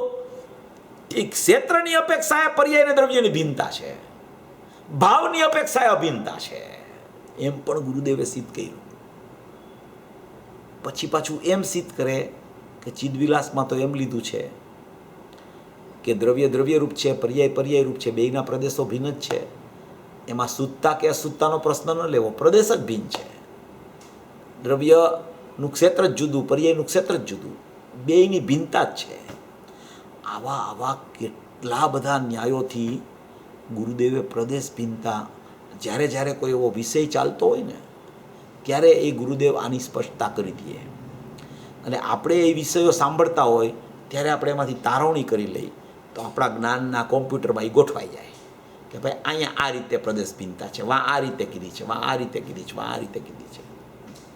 હવે કોઈ પૂજ્ય બેનશ્રીની ચર્ચા તમે સાંભળો તો એમાં એ પ્રદેશ ભિન્નતાનો નિષેધ કરે કે દ્રવ્ય અને પર્યાયના પ્રદેશ કાંઈ એમ ભિન્ન થોડા છે. સહ્યાંચલ પ્રદેશ આમ છે ને વિદ્યાંચલ પ્રદેશ આમ છે, એમ દ્રવ્ય પર્યાયની ભિન્નતા નથી, એમ સિદ્ધ કરે. જ્ઞાનીઓ હોય ને, જ્ઞાનીઓ કોઈ પણ જ્ઞાની હોય, એ જ્ઞાનીને દ્રવ્ય પર્યાયની ભિન્નતાનો પણ ખ્યાલ હોય અને દ્રવ્ય પર્યાયની અભિન્નતાનો પણ ખ્યાલ હોય. એકલી દ્રવ્ય પર્યાયની ભિન્નતાનો જ ખ્યાલ હોય અને દ્રવ્ય પર્યાયની અભિન્નતાનો ખ્યાલ ન હોય તો એ જ્ઞાની પણ નથી કહેવાતું. કારણ કે જ્ઞાનીની સ્થિતિમાં અનુભૂતિના કાળે કોઈ ભેદ જ નથી હોતો. એટલે દ્રવ્ય પર્યાય અભિન્ન ન થાય ત્યાં સુધી અનુભવ જ થતો નથી. એવું પણ એને જ્ઞાન વર્તતું હોય, શ્રદ્ધાન વર્તતું હોય દ્રવ્યનું, જ્ઞાન વર્તતું હોય દ્રવ્ય પર્યાયનું. એવું અનેકાંતિક સ્વરૂપ છે, એકાંતિક પૂર્વક. એવી ચર્ચા પૂજ્ય બેનશ્રીમાં પણ આવે તો ઘણા લોકો એ બતાવે કે જો પૂજ્ય બેનશ્રીએ કીધું છે કે પ્રદેશ ભિન્નતા નથી. હવે આમાં શું છે, બધી અપેક્ષાઓ એના જ્ઞાનમાં એને ખ્યાલ રાખવી પડે. તો કોઈ એમ બતાવે કે ગુરુદેવે કીધું છે પ્રદેશ ભિન્નતા છે, તો શું બે જ્ઞાનીમાં કંઈ તફાવત છે? તો કે બે જ્ઞાની છે, બેમાં કોઈ ફેર નથી. બેની અપેક્ષા તું સમજી લે. તું જો અપેક્ષા નહીં સમજ ને તો તારા જ્ઞાનમાં વિકલ્પોની હારમાળા ચાલુ થઈ જશે. એટલે આ પ્રદેશ ભિન્નતાની વાત બહુ સૂક્ષ્મ પણ છે, સમજવા જેવી છે, ઊંડાણની છે, બહુ ગર્ભિતતાવાળી છે. એ રીતે એને વિચારમાં લેવા જેવી છે. જો એને એ રીતે વિચારમાં ન લઈએ અને તો પછી એને પ્રદેશ ભિન્નતાનો વિષય છે એને કદાચ ન છેડે તોય કાંઈ વાંધો નથી. પ્રદેશ ભિન્નતાની એટલી બધી સૂક્ષ્મતામાં એને ન જવું હોય તો એને ભાવ ભિન્નતાથી પણ એનું કામ થઈ શકે છે. પ્રદેશ ભિન્નતાનું કાંઈ કામ નથી એને. ભાવ ભિન્નતામાં આવે કે ભાઈ આશ્રવ ભાવ જુદો છે અને ત્રિકાળી દ્રવ્યોનો પરમપરિણામિક ભાવ જુદો છે, અને એ ત્રિકાળી દ્રવ્ય પરમપરિણામિક ભાવ ધ્રુવ સ્વભાવ છે એના લક્ષ્ય મને સંવરની ઉત્પત્તિ થઈ જાય છે. પ્રદેશ ભિન્નતાની સૂક્ષ્મતા છે, એ ગંભીરતા છે. દરેક જીવના જ્ઞાનનો ક્ષયોપસમ એક સરખો નથી હોતો. અનેક પ્રકારના જીવો હોય, અનેક પ્રકારના એના ઉપયોગના ક્ષયોપસમના વિભાગ પડતા હોય, તો એણે પોતે વિચારી લેવું કે મારી કેટલી સૂક્ષ્મતા મારા જ્ઞાનમાં મને પકડાય છે એટલી સૂક્ષ્મતા સુધી એણે જવાનો વિચાર કરવો. પછી એમાં એને આકુળતા થતી હોય અને વિકલ્પો ઉત્પન્ન કોઈ એવા વિષયમાં થઈ જતા હોય તો એણે એ વિષયને સાઈડમાં રાખી દેવો કે મારું જ્ઞાન જ્યારે ઉઘડશે યા તો મને સમ્યક જ્ઞાનની પ્રાપ્તિ થશે ને ત્યારે મને આ પ્રદેશ ભિન્નતા અનુભવના કાળમાં તો બધો ખ્યાલ આવી જાય છે કે ભાઈ કઈ અપેક્ષાએ પ્રદેશ ભિન્નતા કહેતા હતા, કઈ અપેક્ષાએ પ્રદેશને ભિન્ન કહે છે, કઈ અપેક્ષાએ દ્રવ્ય પર્યાયની ભિન્નતા છે, કઈ અપેક્ષાએ ક્ષેત્ર ભિન્નતા છે. એ બધું અનુભવના કાળમાં તો બધું અતિન્દ્રિય જ્ઞાનમાં બધો ખ્યાલ આવે. અતિન્દ્રિય જ્ઞાન જ યથાર્થ દ્રવ્ય પર્યાયને જાણે, યથાર્થ સ્વપરને જાણી શકે. કોઈ પણ પ્રકારનું બીજું જ્ઞાન, કોઈ પણ ઇન્દ્રિય જ્ઞાન, કોઈ પણ વિભાવ જ્ઞાન બિલકુલ સાચું ન જાણી શકે. અતિન્દ્રિય જ્ઞાન પ્રગટ થાય એમાં વિષયનો પ્રતિબંધ જ છૂટી જાય, કારણ કે એને દ્રવ્યમાં પૂરેપૂરું જાણવું દ્રવ્યનું થઈ જાય એટલે એને વિષયનો પ્રતિબંધ છૂટી જાય. હવે કાંઈ જાણવાનું બાકી ન રહ્યું, દ્રવ્યને જાણી લીધું એટલે એને કાંઈ જાણવાનું બાકી ન રહ્યું એટલે વિષયનો પ્રતિબંધ દૂર થઈ ગયો. એ પ્રતિબંધ દૂર થયો એટલે જાણવું જાણવું જાણવું જાણવું ચાલ્યા કરે. એમ અહીંયા આ કળશમાં જાણવું સિદ્ધ કરે છે કે તારો જાણવું એવો તારો અનાદિ અનંત સ્વભાવ છે. એ સ્વભાવને તું પકડી રાખ. એ સ્વભાવને પકડી રાખીશ તો દ્રવ્ય ગુણ કેવા એ પણ ખબર પડશે, પરના દ્રવ્ય ગુણ પર્યાય કેવા એ ખબર પડશે, દ્રવ્ય પર્યાયની ભિન્નતા કેવી એ ખબર પડશે, દ્રવ્ય પર્યાયની પ્રદેશ ભિન્નતા એ ખબર પડશે. જાણવામાં બધું આવશે, જાણવામાંથી કાંઈ બહાર નહીં જાય. જો જાણવાના સ્વભાવને તું પકડી રાખીશ તો તને બધો ખ્યાલ આવવા માંડશે, તને બધી સ્પષ્ટતા થઈ જશે. એવી કોઈ સુંદર ચર્ચા આ પ્રદેશ ભિન્નતાની આવી ચર્ચા છે. આમાં આ ન્યાયથી એને એના જ્ઞાનમાં ગોઠવી લેવું. ગુરુદેવે ઘણો ખુલાસો કર્યો છે, પથ્થરનો દૃષ્ટાંત આપીને ખુલાસો કર્યો. ગયા બુધવારે પણ પ્રશ્નોત્તરીમાં મેં આ કીધું હતું. એ ગુરુદેવે કીધું કે ટોચનો પથ્થર હોય તો એ પથ્થર હોય, એ પથ્થરમાં જે ઉપરનો ભાગ હોય એ પથ્થરમાં જેટલા ભાગમાં ઘાસ ઉગે તો એટલો ભાગ છે એ પર્યાયનો પ્રદેશ છે, અને જેટલા એ પથ્થરના ભાગમાં ઘાસ નથી ઉગ્યું એટલો પ્રદેશ છે એ દ્રવ્યનો પ્રદેશ છે. આવું દૃષ્ટાંત ગુરુદેવે સંવર અધિકારના પ્રવચનમાં આપ્યું. તો શ્રોતાએ એમ પ્રશ્ન પૂછ્યો કે તો એમ લેવું ને એક પરિણમતા પ્રદેશ ને એક અપરિણમતા પ્રદેશ. તો ગુરુદેવે આમ ધીમેકથી જવાબ આપ્યો, અહીંયા પ્રદેશની કાંઈ વાત નથી. અહીંયા પરિણમતા પ્રદેશ ને અપરિણમતા પ્રદેશ, પલટતા પ્રદેશ ને અપલટતા પ્રદેશનું કાંઈ કામ નથી. અહીંયા તો પ્રદેશ ભિન્નતામાં એમ સિદ્ધ કરવું છે કે જેટલા પ્રદેશમાંથી અહીંયા આશ્રવ ઉત્પન્ન થયો એટલા પ્રદેશને દ્રવ્યના પ્રદેશથી જુદો ગણવામાં આવ્યો છે. પછી એમ કે જેટલા પ્રદેશમાંથી પર્યાયનો ઉત્પત્ત, એમ કે છેલ્લા પ્રદેશમાંથી પર્યાયનો ઉત્પાદ થયો, એમ પાછું લે. તો ગુરુદેવને એ પ્રશ્ન પૂછે કે છેલ્લાનો મતલબ શું? અસંખ્ય પ્રદેશમાં છેલ્લો પ્રદેશ શું? તો ગુરુદેવ કે ઉપરનો ભાગ. ઉપરનો ભાગ એટલે શું? તો કે અસંખ્ય પ્રદેશી આત્મા પથરાયેલો છે, એમાં અહીંયા આ વિભાગમાંથી આમ પર્યાય ઉત્પન્ન થઈ છે ને, એટલે એને ઉપરના ભાગમાંથી કીધું કે આટલા પ્રદેશો જુદા છે, બાકીના પ્રદેશો અભિન્ન છે. એમ કરીને ગુરુદેવ એને સમજાવે. આ અનુભવનો વિષય, અનુભવની ચર્ચા, દ્રવ્ય પર્યાયની ભિન્નતાની ચર્ચા, એની પ્રદેશ ભિન્નતાની ચર્ચા, એ તો અનુભવ જ્ઞાનમાં જે રીતે ખ્યાલમાં આવે ને એ રીતે એને શબ્દો દ્વારા કેવી રીતે સમજાવી શકાય? અનુભવ ગોચર માત્ર રહ્યું તે જ્ઞાન જો, એને શબ્દો દ્વારા સમજાવી ન શકાય. આ તો આ પુરુષે આટલો ઉદ્યમ કરી અને આટલા પંચ પરમાગમના અર્થો, અનેકો દિગંબર શાસ્ત્રોના આચાર્યોના લખેલા શાસ્ત્રોના એકદમ ભાવ અંદર ઊંડા પોતે પાતાળમાં જઈને અંદરથી કાઢ્યા. સેજે સમુદ્ર ઉલસ્યો તેમાં રતન તણાયા જાય, ભાગ્યવાન કરવા આવરે તેની મુઠ્ઠીયું મોતીએ ભરાય. બાકી તો શંખલાને ગોતે અંદરથી. ગુરુદેવ આ વાત કહેતા હતા. એવી અપૂર્વ વાત ગુરુદેવે અંદરથી કાઢીને આપણને બતાવી, અને છતાં આપણે એના પાછળ પડી જાય, એની પાછળ પુરુષાર્થ કરીને જો લાગી જાય તો આ વાત કાંઈ આપણા જ્ઞાનમાં ન બેસે એવું નથી. જ્ઞાનનો ઉપયોગ જે પ્રગટ થાય છે ને, જેમાં જાણવાનો સ્વભાવ છે, એ જ્ઞાયકનો અંશ છે, એમ એને વિચારમાં લેવું. આ પર્યાય છે ને આ પરદ્રવ્ય છે ને આ બીજો ભાવ છે ને એમ બહુ વિચારમાં ન લેવું, કારણ કે એ ઉપયોગ જ આત્માને ગ્રહણ કરે છે. એટલે એને અંશથી જોવાનો પુરુષાર્થ કરવો. રાગની પર્યાય તો પૃથક છે, એ બધી તો પૃથકતા જ છે. આ પર્યાય દ્રવ્યની અપેક્ષાએ પૃથક છે ઉપયોગ, પણ એ ઉપયોગ છે એ અંશ છે. રાગ છે એ અંશ નથી આત્માનો. એટલે એમાં જાણવું ચાલુ છે ઉપયોગમાં. એ રીતે એ અંશ પણ એવો છે કે એ પુરુષાર્થથી આ બધું નિર્ણયમાં લઈ શકે છે. એ રીતે એને વિચારધારામાં એને રાખવું, એને એકદમ કાઢી ન નાખવું બધું. જેવી રીતે રાગ જુદો છે ને એવી રીતે ઉપયોગ જુદો નથી. એની કથનચિત અભિન્નતા હોય છે.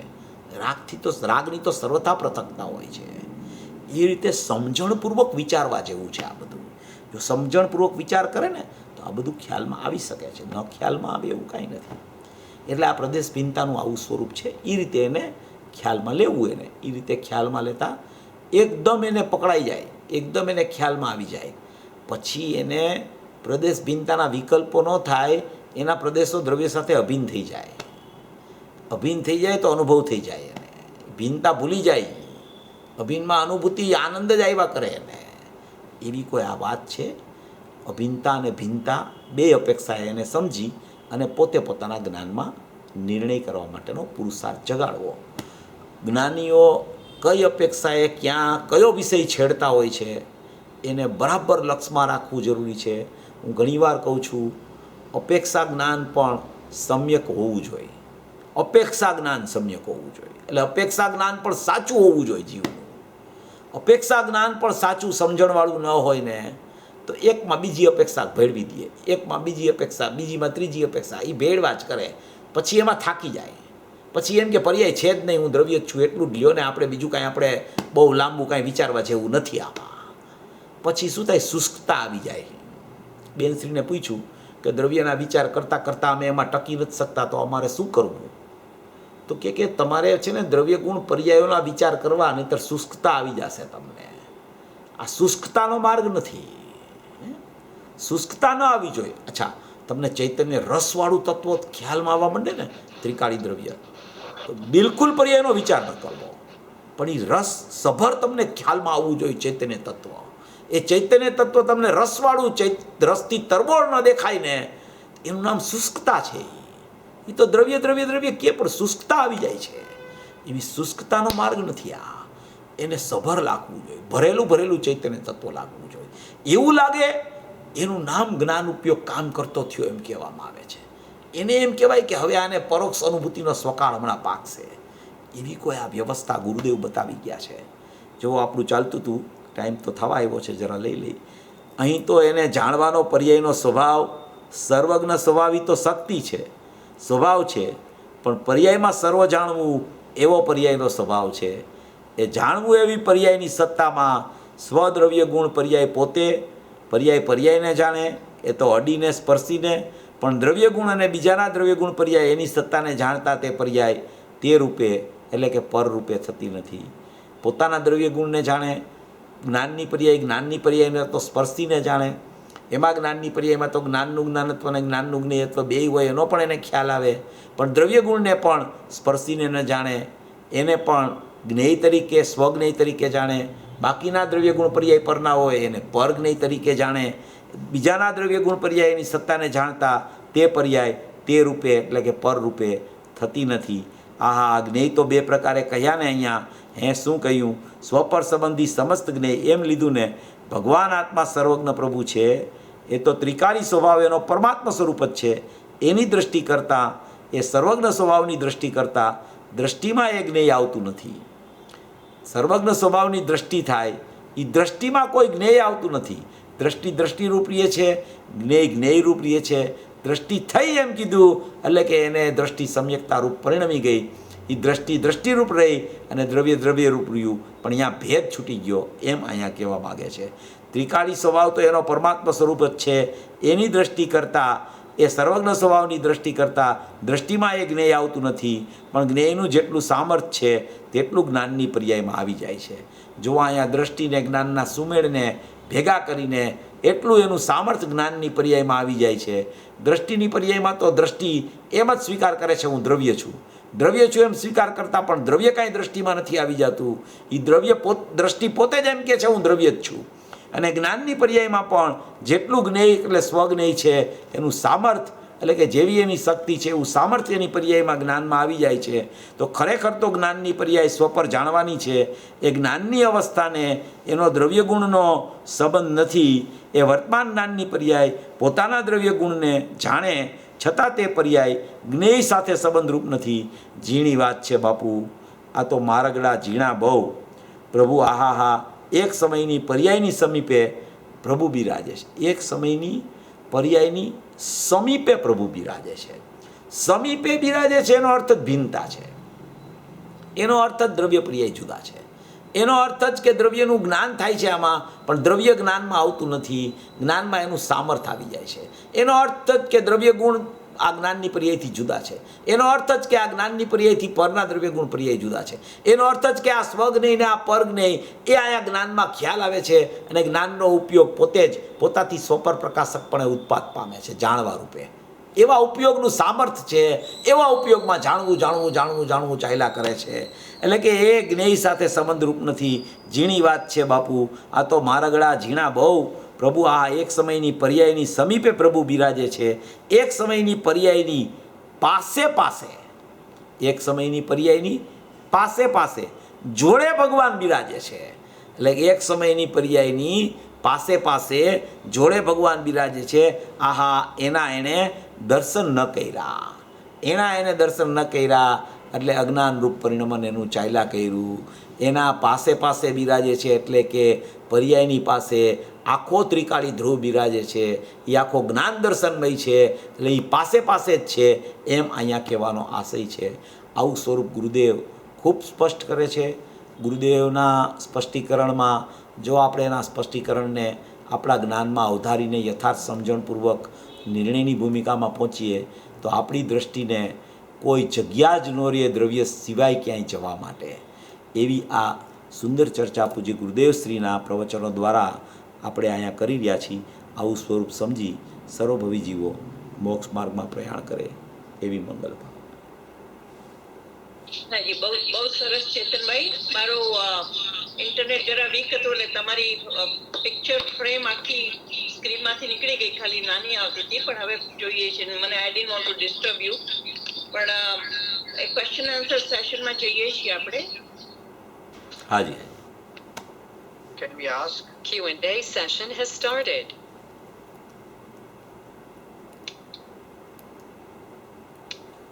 हाँ शांति भाई पूछिए. हाँ, चेतन भाई बहुत अच्छा है.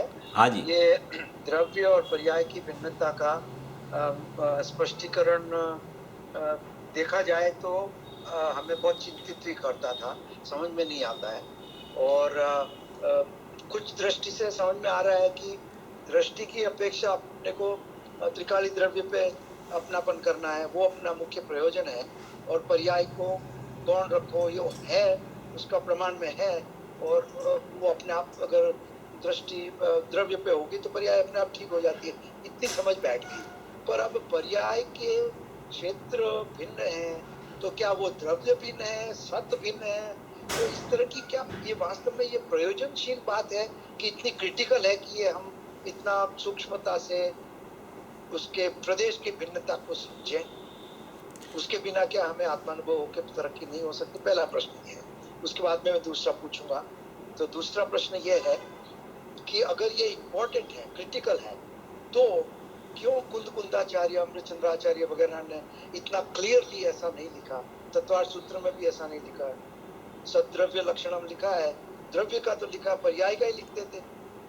पर्याय का भी इतना डिटेल में लिखते थे, ऐसा क्यों नहीं लिखा? तो ये मेरे दो प्रश्न है, आप मुझे जवाब देना चाहिए.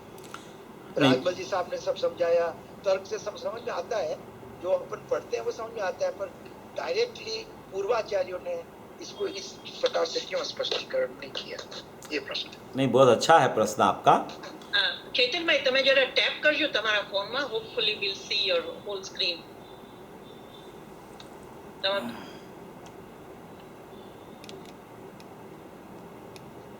નહીં તો પછી રેવા દઈએ કઈ.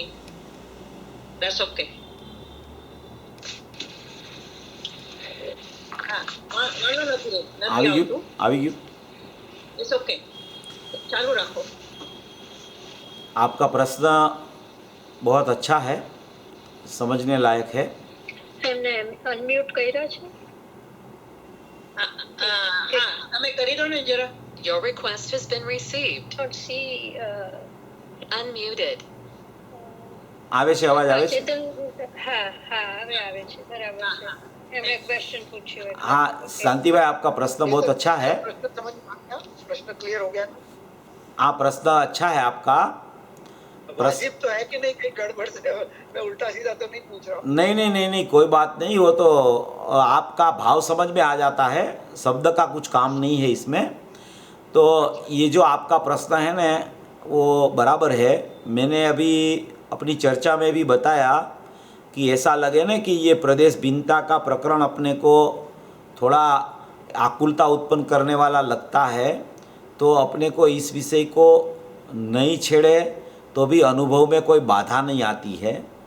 जैसे कारण सूत्र पर्याय का विषय है, वो भी ऐसा है. गुरुदेव ने बोला था एक बार कि कारण सूत्र पर्याय न समझे तो अनुभूति नहीं होती है. ऐसा नहीं होता. ऐसे ही ये प्रदेश भिन्नता न समझे तो अनुभूति नहीं होती है. ऐसा नहीं होता.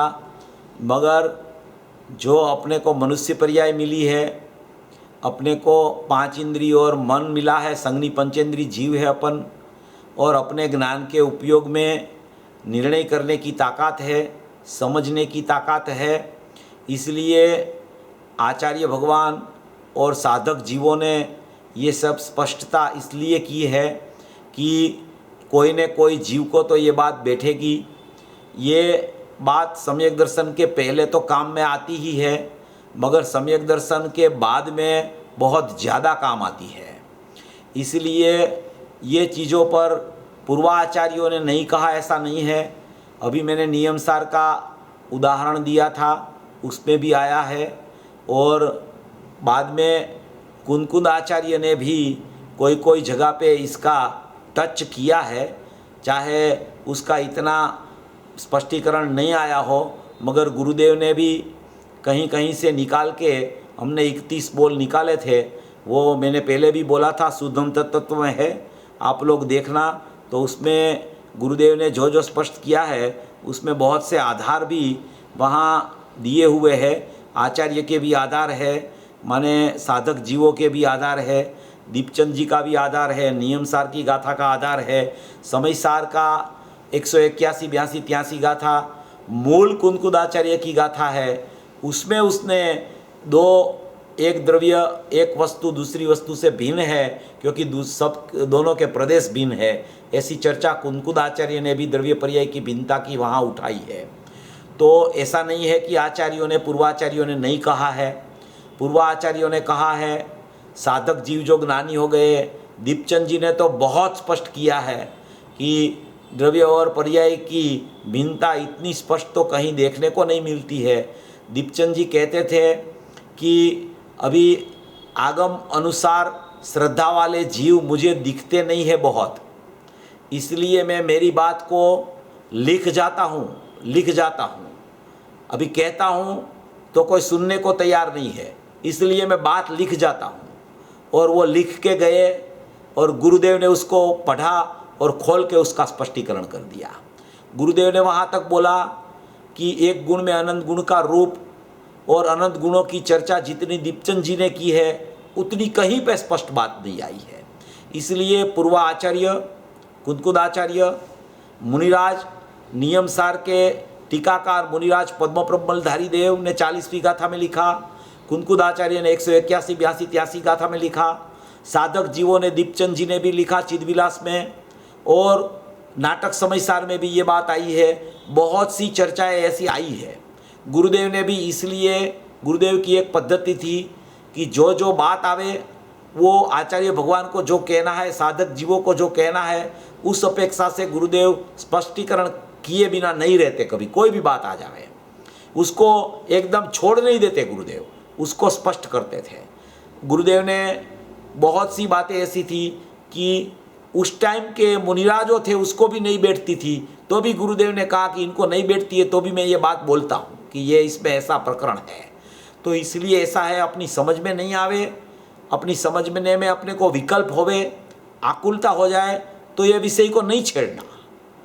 ध्रुव दृष्टि का विषय है, उसके ऊपर दृष्टि जाने से सम्यक दर्शन की पर्याय प्राप्त होती ही है। ये विषय को क्लिष्ट नहीं करना। ये अपन भी यहाँ चर्चा करते हैं तो विषय को समझने के लिए करते हैं। विषय को ऐसा नहीं बना देना कि इसमें अपने को आकुलता हो जाए और अपने को दृष्टि का विषय ही छूट जाए, ऐसा नहीं करना अपने को। वो तो दृष्टि द्रव्य पर जाती है तो सब गुणों की पर्याय सम्यक हो जाती है, मगर दृष्टि द्रव्य पर क्यों नहीं जाती है कि पर्याय की भिन्नता का जितना जितना प्रकार है उतनी पर्याय की भिन्नता भाषित नहीं होती इसको। इसलिए त्रिकाली द्रव्य जो शुद्ध परिकांचन शुद्ध है वो उसकी दृष्टि में नहीं आता है। इसलिए यहाँ क्षेत्र भिन्नता की बात पूज्य गुरुदेव श्री ने उठाई है। इसलिए गुरुदेव ने बहुत सी जगह पे ये स्पष्टीकरण यहाँ गुरुदेव ने करने का ये बीड़ा निकाला, उसमें से बीड़ा झड़प के ये ऐसा बात किया है। इसलिए कोई भी चर्चा होवे उसमें अपने को आकुलता उत्पन्न होती हो तो ऐसा कुछ नहीं है। पहले भी मैंने बोला है कि जैसे आचार्य ने कहा है कि एक भाव भी पकड़ में आ जाए न तो अनुभूति हो सकती है। एक भाव, कर्म से मैं पृथक हूँ और मैं ज्ञान में ही परमात्मा हूँ, उसमें भी अनुभूति होती है।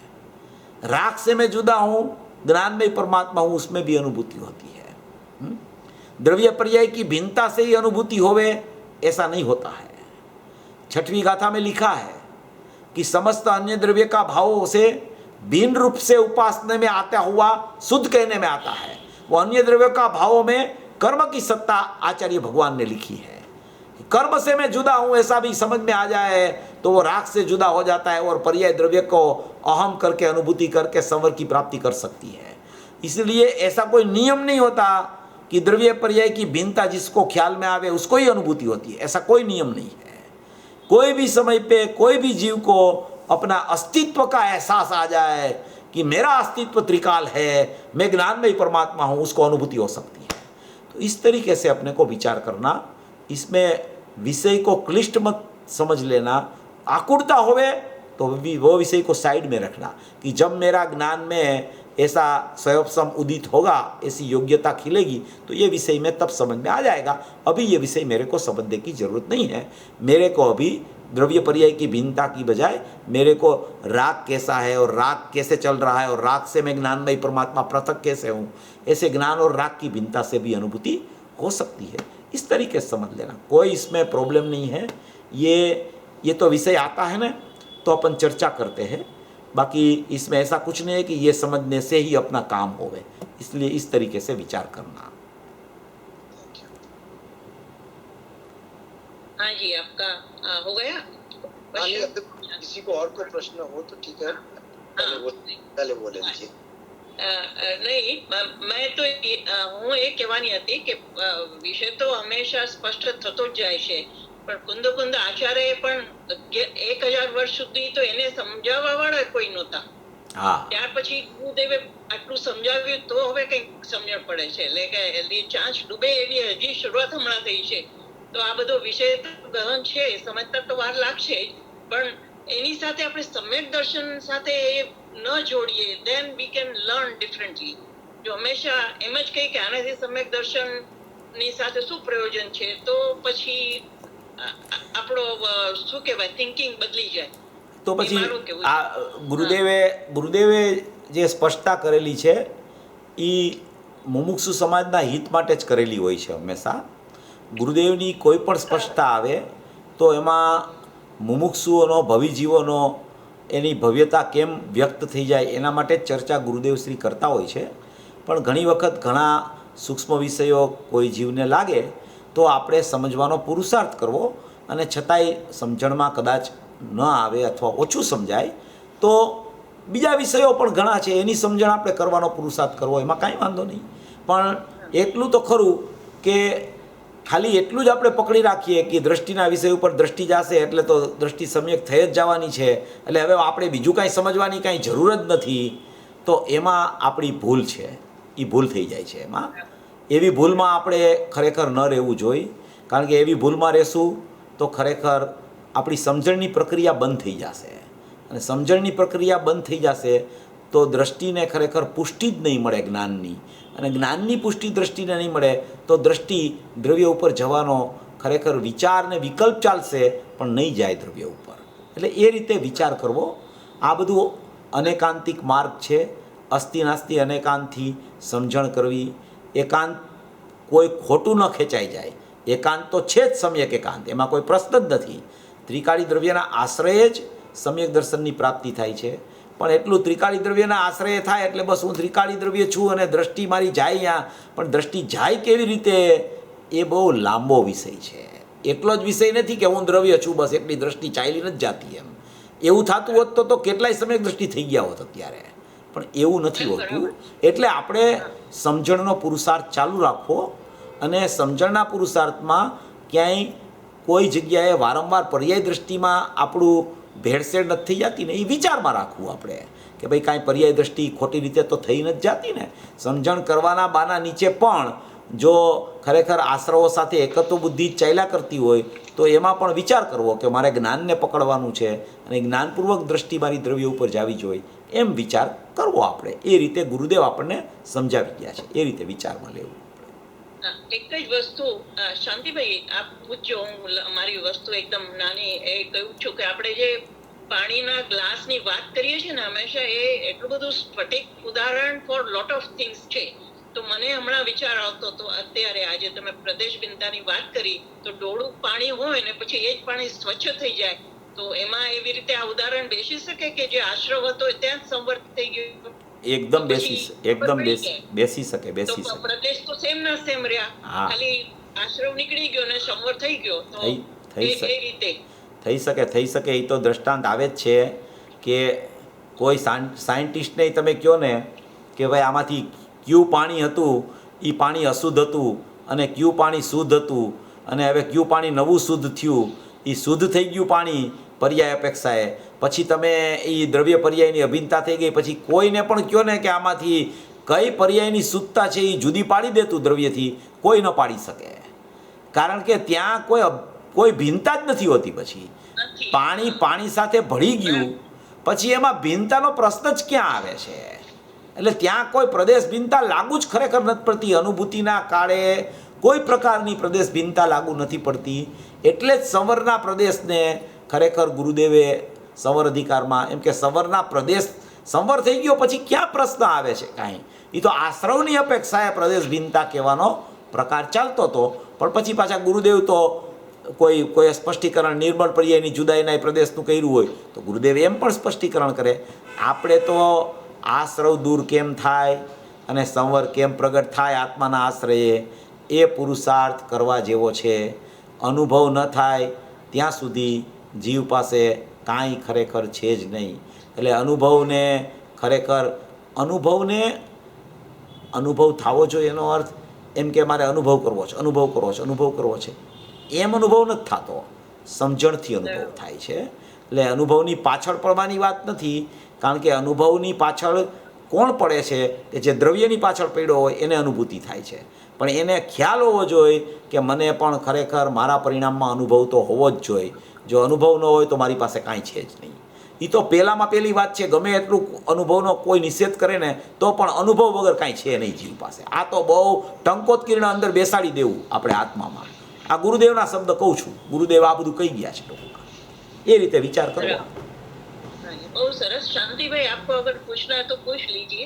हाँ नहीं बहुत बढ़िया है. मतलब जो स्पष्टता पूरी तरह से नहीं हो पाई आपका प्रवचन सुन के भी आज का, वो ये थी कि जो आश्रव के प्रदेश भिन्न हैं, तो वो अपने को कोई आकार ड्रॉ करके प्रदेशों को चित्र बना के दिखावे और इस तरह से समझावे, तो ऐसे नहीं बैठता है. अब वैसे अब अशुद्ध अंतस्तत्व पर्याय रूप है, प्रदेश आश्रव के हो तो भिन्न समझना है, वो इस तरह से बात तो बैठ ही रही है. परंतु फिर भी वो जो हम लोग इंजीनियर साइंटिस्ट हैं, तो हमारे को क्या है, सब चित्र बैठना चाहिए दिमाग में, 3 डायमेंशनल चित्र बैठना चाहिए, तो बैठता है. तो वो नहीं बैठ पा रहा है, इसलिए वो समझ में नहीं आ रहा है कि प्रदेश भिन्नता का कैसे अर्थ समझे. पर बाकी वाले बात समझ में आ गई. नहीं, कोई बात नहीं. ये तो आप थोड़ा सोचना, थोड़ा विचार करना, वो बैठ जाएगा. वो तो जब क्या है कि कोई बातें तो ऐसी होती है ना कि अनुभव होता है तभी बैठती है. अनुभव के पहले बहुत सी बातें ऐसी होती है कि नहीं बैठती है. इसलिए वो अनुभव के बाद में ये प्रदेश भिन्नता का भाषण हो जाता है. हाँ, 100% हो जाता है. 100% हो जाता है. अनुभव के पहले भी हो जाता है तो अनुभव हो जाता है. हाँ, नहीं, पर ज्ञान और राग की भिन्नता तो समझ में आ गई, बैठ गई, एकदम क्लियर हो गया. हाँ, बस तो यही प्रदेश भिन्नता समझ लो ना आप. यही प्रदेश भिन्नता है. अच्छा, वो तो आश्रव के प्रदेश भिन्न है और ज्ञान के प्रदेश भिन्न है. वही तो प्रदेश भिन्नता हो गई ना. वो समझ में आ गई तो ज्ञान सीधा अंदर चला जाएगा नायक में. यही प्रदेश भिन्नता है. अनुभव के पहले समझ में आता है ना तो अनुभव हो जाता है. हाँ भाई साहब, बजाय को भिन्न द्रव्य चित्र काल बाल वाला समझाना वो थोड़ा भारी पड़ता है. सही बात, सही बात. बाकी वाला बैठ जाता है. कोई बात नहीं. सही. आप देखना, आप विचार करना, बैठ जाएगा आपको. हाँ हाँ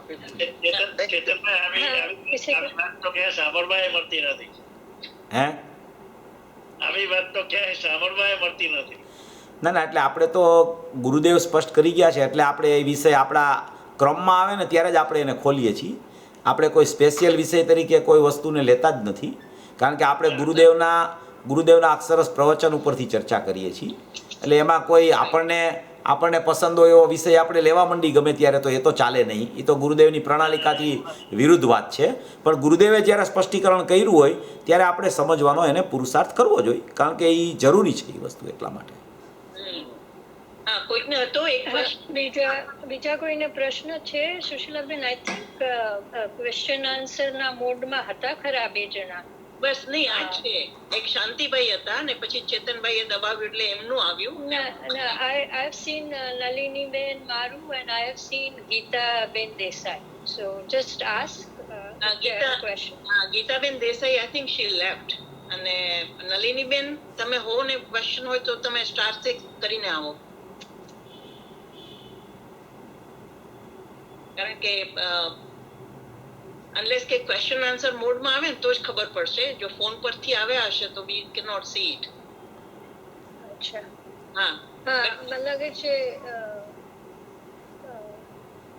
આપને કંઈક હમણે મેસેજ મોકલાવ્યો છે. અચ્છા, હું છે ને પહેલાબેને કંઈક મેસેજ મોકલાવ્યો છે. Q&A session is over. હા, જેને બી પ્રશ્ન હોય તો પૂછી શકો છો અત્યારે. Sushilaben, I send the link again. એટલે સ્વાધ્યાય ઇન્ફોમાંની મોનામાં તો હતી, પણ હમણાં મેં ફરીથી મોકલાવી છે. પ્રદેશ બિનતાની આજે ચેતનભાઈએ જે વાત કરીને એની બુકની લિંક હમણાં ચેટમાં મૂકીને એ પેજ નંબર 16 થી શરૂ થાય છે. પ્રદેશ બિનતાની જરૂર વાંચવા જેવી છે, બહુ સરસ છે, બહુ સરસ. એક જ મારે કોઈને પ્રશ્ન ન હોય તો એક જસ્ટ વાત પૂછવી હતી અથવા થોડું ક્લેરિફિકેશન પણ જોઈતું હતું. હા, કરી લો ને. હા, એટલે બીજું કઈ હમણાં કોઈને નથી એવું છે એના માટે? નહીં તો પછી હા, એક તો ખૂબ જ સરસ વાત આવી ચેતનભાઈ, કે કોઈનો કોન્ફિડન્સ લૂઝ ન થાય આવી ગહન વિષય સમજવા માટે. એટલે તમે આ જે બે વાત કરી એ ગઈકાલે પણ હું સુશીલાબેન જોડે વાત કરતી હતી કે બહેનશ્રીના વચનામૃત ઉપર જે ગુરુદેવશ્રીએ પ્રવચન આપ્યા, ફર્સ્ટ પ્રવચનમાં જ કીધું કે કારણ શુદ્ધ પર્યાય અને ક્રમબદ્ધ પર્યાયનું આટલા બધા બોલ છે એમાં બહેનશ્રીએ ઉલ્લેખ કર્યો નથી. એટલે એના વગર પણ સમ્યક્ત્વ થઈ શકે. ધેટ કોન્ફિડન્સ ઇઝ વેરી કે બધા જીવોનું સંયોક્ષમ એટલું ના હોય આટલું સૂક્ષ્મ વિષયને સમજવાનું. બરાબર છે. અને બીજું તમે જે કીધું કે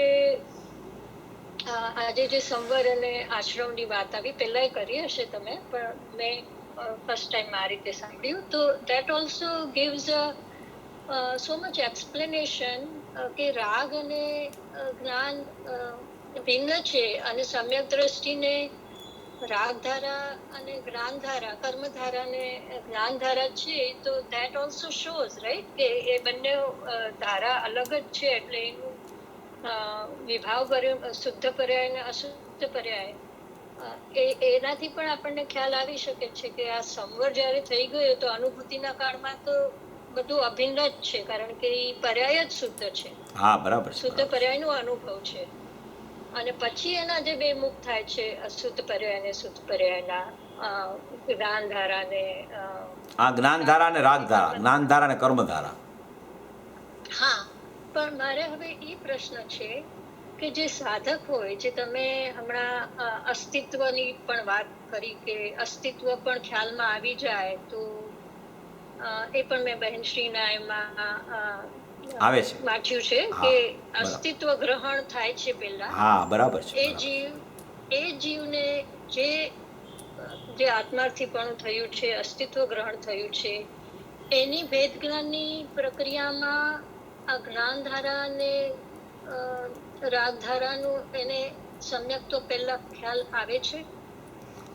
સમ્યકત્વ પહેલાં પણ એને અનુમાન જ્ઞાનમાં ખબર પડી જાય છે કે મારા જ્ઞાનમાં જે જાણવું થાય છે અને એનાથી રાગનો ભાવ છે એ પૃથક ચાલે છે, એવું અનુભવ પહેલાં એને ખરેખર આવે છે, પછી જ એને ખરેખર અનુભવ થાય છે. કોઈ જીવને અનુભવ પહેલાં જો ખ્યાલમાં જ્ઞાનને રાગ જુદા છે એ ન આવે તો એને અનુભવ ન થઈ શકે. એને એ ભિન્નતા ખ્યાલમાં આવી હોય ત્યારે જ એના ભેદજ્ઞાનનો પ્રકાર ચાલુ થઈ જાય. અને એ ભેદજ્ઞાનનો પ્રકાર એટલો બધો ચાલુ થઈ જાય કે એ ખરેખર જ્ઞાન એનું આત્મા તરફ વળી અને અભેદ થઈને પરિણમન કરી લે. એટલે એને ખબર પડી જાય કે આ રાગ તો પહેલાંય હતો ત્યારેય જુદો હતો અને અત્યારે તો પ્રત્યક્ષ મને જુદો ખરેખર ખ્યાલમાં આવી ગયો. એમ એને પહેલાંય જુદો ભાસવા માંડ્યો હોય. પહેલાં જુદો ન ભાસે તો એને અનુભૂતિ ન થાય, એને અનુભવ પહેલાં ખ્યાલમાં આવી જાય. એને જ ખરેખર અપૂર્વ નિર્ણય પણ કહી શકાય. સવિકલ્પ સ્વસંવેદનમાં આવે ત્યારે પણ એને ખ્યાલ આવી જાય કે આ પરલક્ષી ભાવ જુદો છે અને જ્ઞાન મારું જાણવા રૂપે પરિણમે છે, એ જ્ઞાયક સાથે કથનચિત અનન્ય રહેલું છે. એટલો બધો એને ખ્યાલ અનુભવ પહેલાં આવી જતો હોય છે. એટલે જ પછી એને બે ભાગલા થાય છે. બે ભાગલા તો હોય જ છે. બે ભાગલાનો ખ્યાલ આવી ગયો એને કે જ્ઞાનધારા અને રાગધારા જુદી છે. એનું નામ અનુભવ છે. રાગ મિશ્રિત જ્ઞાન ભાસતું હતું, એ હવે જ્ઞાયક મિશ્રિત જ્ઞાન ભાસવા માંડ્યું અને રાગ મિશ્રિતતા છૂટી ગઈ. એ હતું તો જ્ઞાન જ્ઞાયક સાથે અભિન્ન, પણ એને ભાસતું હતું રાગ સાથે અભિન્ન. એ ભાસતું હતું એ ભ્રાંતિ હતી, એ ભ્રાંતિ એની નીકળી ગઈ. એનું નામ જ કે સ્વરૂપ તો પહેલાં આવું જ હતું અને મને ભાસતું હતું રાગ સાથે અનન્ય. હવે મને ખબર પડી ગઈ કે આ અનુભવપૂર્વક કે આ તો મારું જ્ઞાન તો આત્મા સાથે અનન્ય જ હતું. એનું નામ અનુભૂતિ. એ અનુભૂતિ પહેલાં એને ખબર પડી જાય ત્યારે જ ખરેખર અનુભૂતિ થાય એને. બહુ સરસ. એમાં આકુળતાનું પણ એને અસહ્ય જે વેદાંત શોગાનીજીએ કીધું છે કે ભઠ્ઠી જેવું લાગે છે, ત્યારે એમનો એ રીતનો જ વેદનાનો પ્રયાસ ચાલ્યો હશે, રાઈટ? એટલે 110 કળશમાં રાજમલજી સાહેબે ખુલાસો કર્યો છે. 110 કળશ છે. એમાં આખી જ્ઞાનીની પરિણતિ કેવી રીતે થાય છે, કેવી રીતે થઈ ગઈ, બે ધારા કેવી રીતે ચાલે છે. કોઈને કદાચ વિશેષ વાંચવું હોય તો 110 નંબરના કળશમાં એનો અભ્યાસ કરવો. એના પ્રવચનો ગુરુદેવના છે. એમાં બધું સ્પષ્ટીકરણ ગુરુદેવે ખૂબ કરેલું છે કે બે ધારા કેવી જુદી ચાલતી હોય છે જ્ઞાનીને. બે ધારા ચાલતી હોય છે વિકલ્પાત્મક દશામાં, બે જુદી ચાલતી હોય છે. એ બધા પરિણમનની સ્થિતિ કેવી હોય છે જ્ઞાનીની, એનું એકદમ સુંદર વર્ણન પૂજ્ય ગુરુદેવશ્રીએ કરેલું 110 કળશમાં છે. હા, જો આપણે લઈ શકીએ એ વિશે તો લેશું ફ્યુચરમાં. તમે વાંચી લેજો, તમે લોકો જેને વાંચવું હોય એને. પછી કાંઈ પ્રશ્ન હોય તો મને પૂછી લેજો ખુશીથી. ઓકે, બહુ સરસ. છે હજી તમને? ના, બસ બહુ સરસ. એક જ 30 સેકન્ડ્સમાં ક્લેરિફિકેશન માટે કે આ ક્રમબદ્ધ પર્યાયની વાત ભલે ગુરુદેવે આમ ન કહ્યું હોય પણ એમનું કંઈક ખામિયા કે ચર્ચા થતી હતી ત્યારે લોકોએ ઓહાપો બી કરેલો, રાઈટ? સર્વજ્ઞતા અને ક્રમબદ્ધ ઇઝ ગોઝ ટુગેધર. હા, એટલે એકચ્યુઅલી એવું છે કે ક્રમબદ્ધમાં જ સર્વજ્ઞતા સમાયેલી છે. કારણ કે ક્રમબદ્ધનો અર્થ જ સર્વજ્ઞતા છે. કારણ કે જે દ્રવ્યે જે ક્ષેત્રે જે કાળે જે ભવે જે ભાવે જે પર્યાય જ્યાં જે નિમિત્તે થવાની હોય તે જ થાય. જો એમાં કોઈ ફેરફાર કરવાનો વિચાર કરે ને તો એણે બધાય દ્રવ્યની સ્થિતિ ફેરવવી પડે. જીવમાં ધારો કે રાગની ઉત્પત્તિ થઈ તો બહારમાં પૂદગલમાં એમાં ખરેખર ચારિત્રમોનીનો ઉદય હોય જ. ચારિત્રમોનીનો ઉદય હોય અને એ જીવનું પરલક્ષ હોય જ. એ જીવનું પરલક્ષ હોય અને ત્યાં એ પ્રકારના જ બાહ્યમાં નિમિત્તો પણ એવા જ હોય. તો એવા નિમિત્તો હોય એની પર્યાયને એને ફેરવવી પડે અને કર્મની પર્યાયને ફેરવવી પડે ત્યારે પોતાની પર્યાય ફરે. તો એવું તો શક્ય કોઈ દ્રવ્યને કોઈ દ્રવ્યની કોઈ પર્યાયને એના દ્રવ્ય ગુણ પર્યાય એનાથી અભિન્ન છે, આના દ્રવ્ય ગુણ પર્યાય એનાથી અભિન્ન છે. તો એવો ફેરફાર કદી થઈ શકતો જ નથી. એટલે ક્રમબદ્ધ છે એ યથાર્થ છે.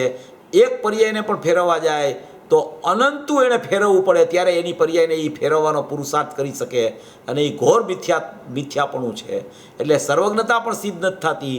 સર્વજ્ઞ ભગવાનના જ્ઞાનમાં જે આવ્યું કે આ જીવ આ દ્રવ્ય આ ક્ષેત્રે આ કાળે આ ભવે આ ભાવે આ નિમિત્તે આમ પરિણમવાનો છે, એ સર્વજ્ઞ ભગવાનનું તો અનંતકાળ પછી થવાનું હોય એના જ્ઞાનમાં અત્યારે મોજૂદ હોય છે.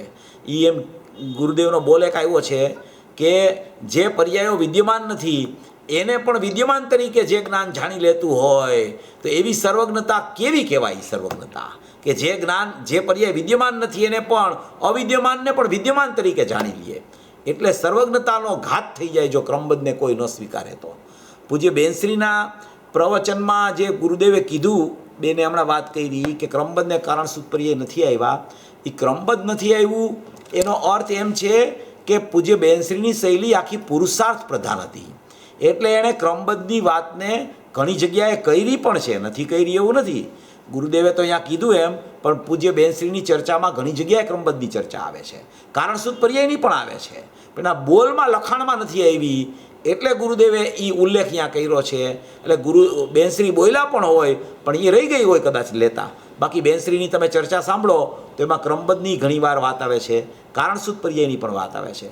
લોકો પ્રશ્ન કરે તો એના જવાબ પણ બેનશ્રી આપતા હોય છે. એટલે એની શૈલી આખી પુરુષાર્થ પ્રધાન હતી, એટલે એણે ક્રમબદ્ધની ચર્ચા એ રીતે ન લીધી હોય. બાકી ક્રમબદ્ધ તો અબાધિત સિદ્ધાંત છે, એમાં તો કાંઈ ફેરફાર થઈ શકે એવું જ નથી. સર્વજ્ઞતા તો જ સિદ્ધ થઈ શકે. બેનશ્રીએ લીધી છે એમની તત્વ ચર્ચામાં તો એ સંબંધી ઘણા પ્રશ્નો આવ્યા છે. એમણે બહુ સરસ ખુલાસા બી કર્યા છે. એ જ કહું છું. આ તો જસ્ટ તમે જે વાત કર્યું ને એને આઈ વોઝ ગિવિંગ સમ. ના હું સમજી ગયો. તમે તો સપોર્ટિવ વાત કરતા હતા, મને ખ્યાલ છે. એ તો પણ કોઈને એમ કોઈ સાંભળતા હોય ને એમ ન થાય કે બેનશ્રીએ કેમ વાત નહીં કરી હોય ક્રમબદ્ધની એમ, એટલે મેં આ ખુલાસો કર્યો જરા એટલા માટે. હા, સારું કર્યું તમે ખુલાસો કરી દીધો, કારણ કે આમ ક્રમબદ્ધ ને સર્વજ્ઞ ગોઝ ટુગેધર. તમે ક્રમબદ્ધ ન બોલો ને સર્વજ્ઞ કહો તો બી એનો અર્થ તો એ જ થાય છે. એટલે એ રીતે વિચારમાં લેવું. હા, ચાલો, બરાબર, ઠીક છે. અને મેં એક મિનિટ મનીષાભાઈ, હા, બોલો. અકર્તાપણું કેટલું જ્ઞાતાપણું અકર્તાપણાનું જ કેટલી સિદ્ધિ થઈ જાય એ સિદ્ધાંત. मनीषा के प्रश्न पे चेतन भाई आपने वो कौन सी गाथा बोली थी, पढ़ लेना. हैं 110 कलश 110 नंबर का कलश, 110 नंबर का कलश. ચેતનભાઈ તમે પ્રતિકળશનું જે લેક્ચર આપ્યું હતું મોનામાં, એમાં બહુ જ સરસ રીતે ક્રમબદ્ધ અને સર્વજ્ઞતા બેસી જાય છે. હા, બરાબર, સાચી વાત. જય જીનેન્દ્ર. અને ક્રમબદ્ધ અને પુરુષાર્થ પણ પૂરક છે, રાઈટ? એકબીજા. હા, એકદમ પૂરક છે. એ તો બધા સમવાયો સાથે જ હોય છે. આમ તો ખુલાસાઓ જ્ઞાનીઓ પાસેથી ઘણા જ આવ્યા છે, પણ આપણું એટલું બધું ધ્યાન ના ગયું હોય. હા, બરાબર, સાચી વાત છે. હાજી, બહુ સરસ. આઈ થિંક તમારો સમય થોડો વધારે લઈ લીધો આજે. કાંઈ અને જીનવાણી લઈ લઉં છું નાની. ગાવાણી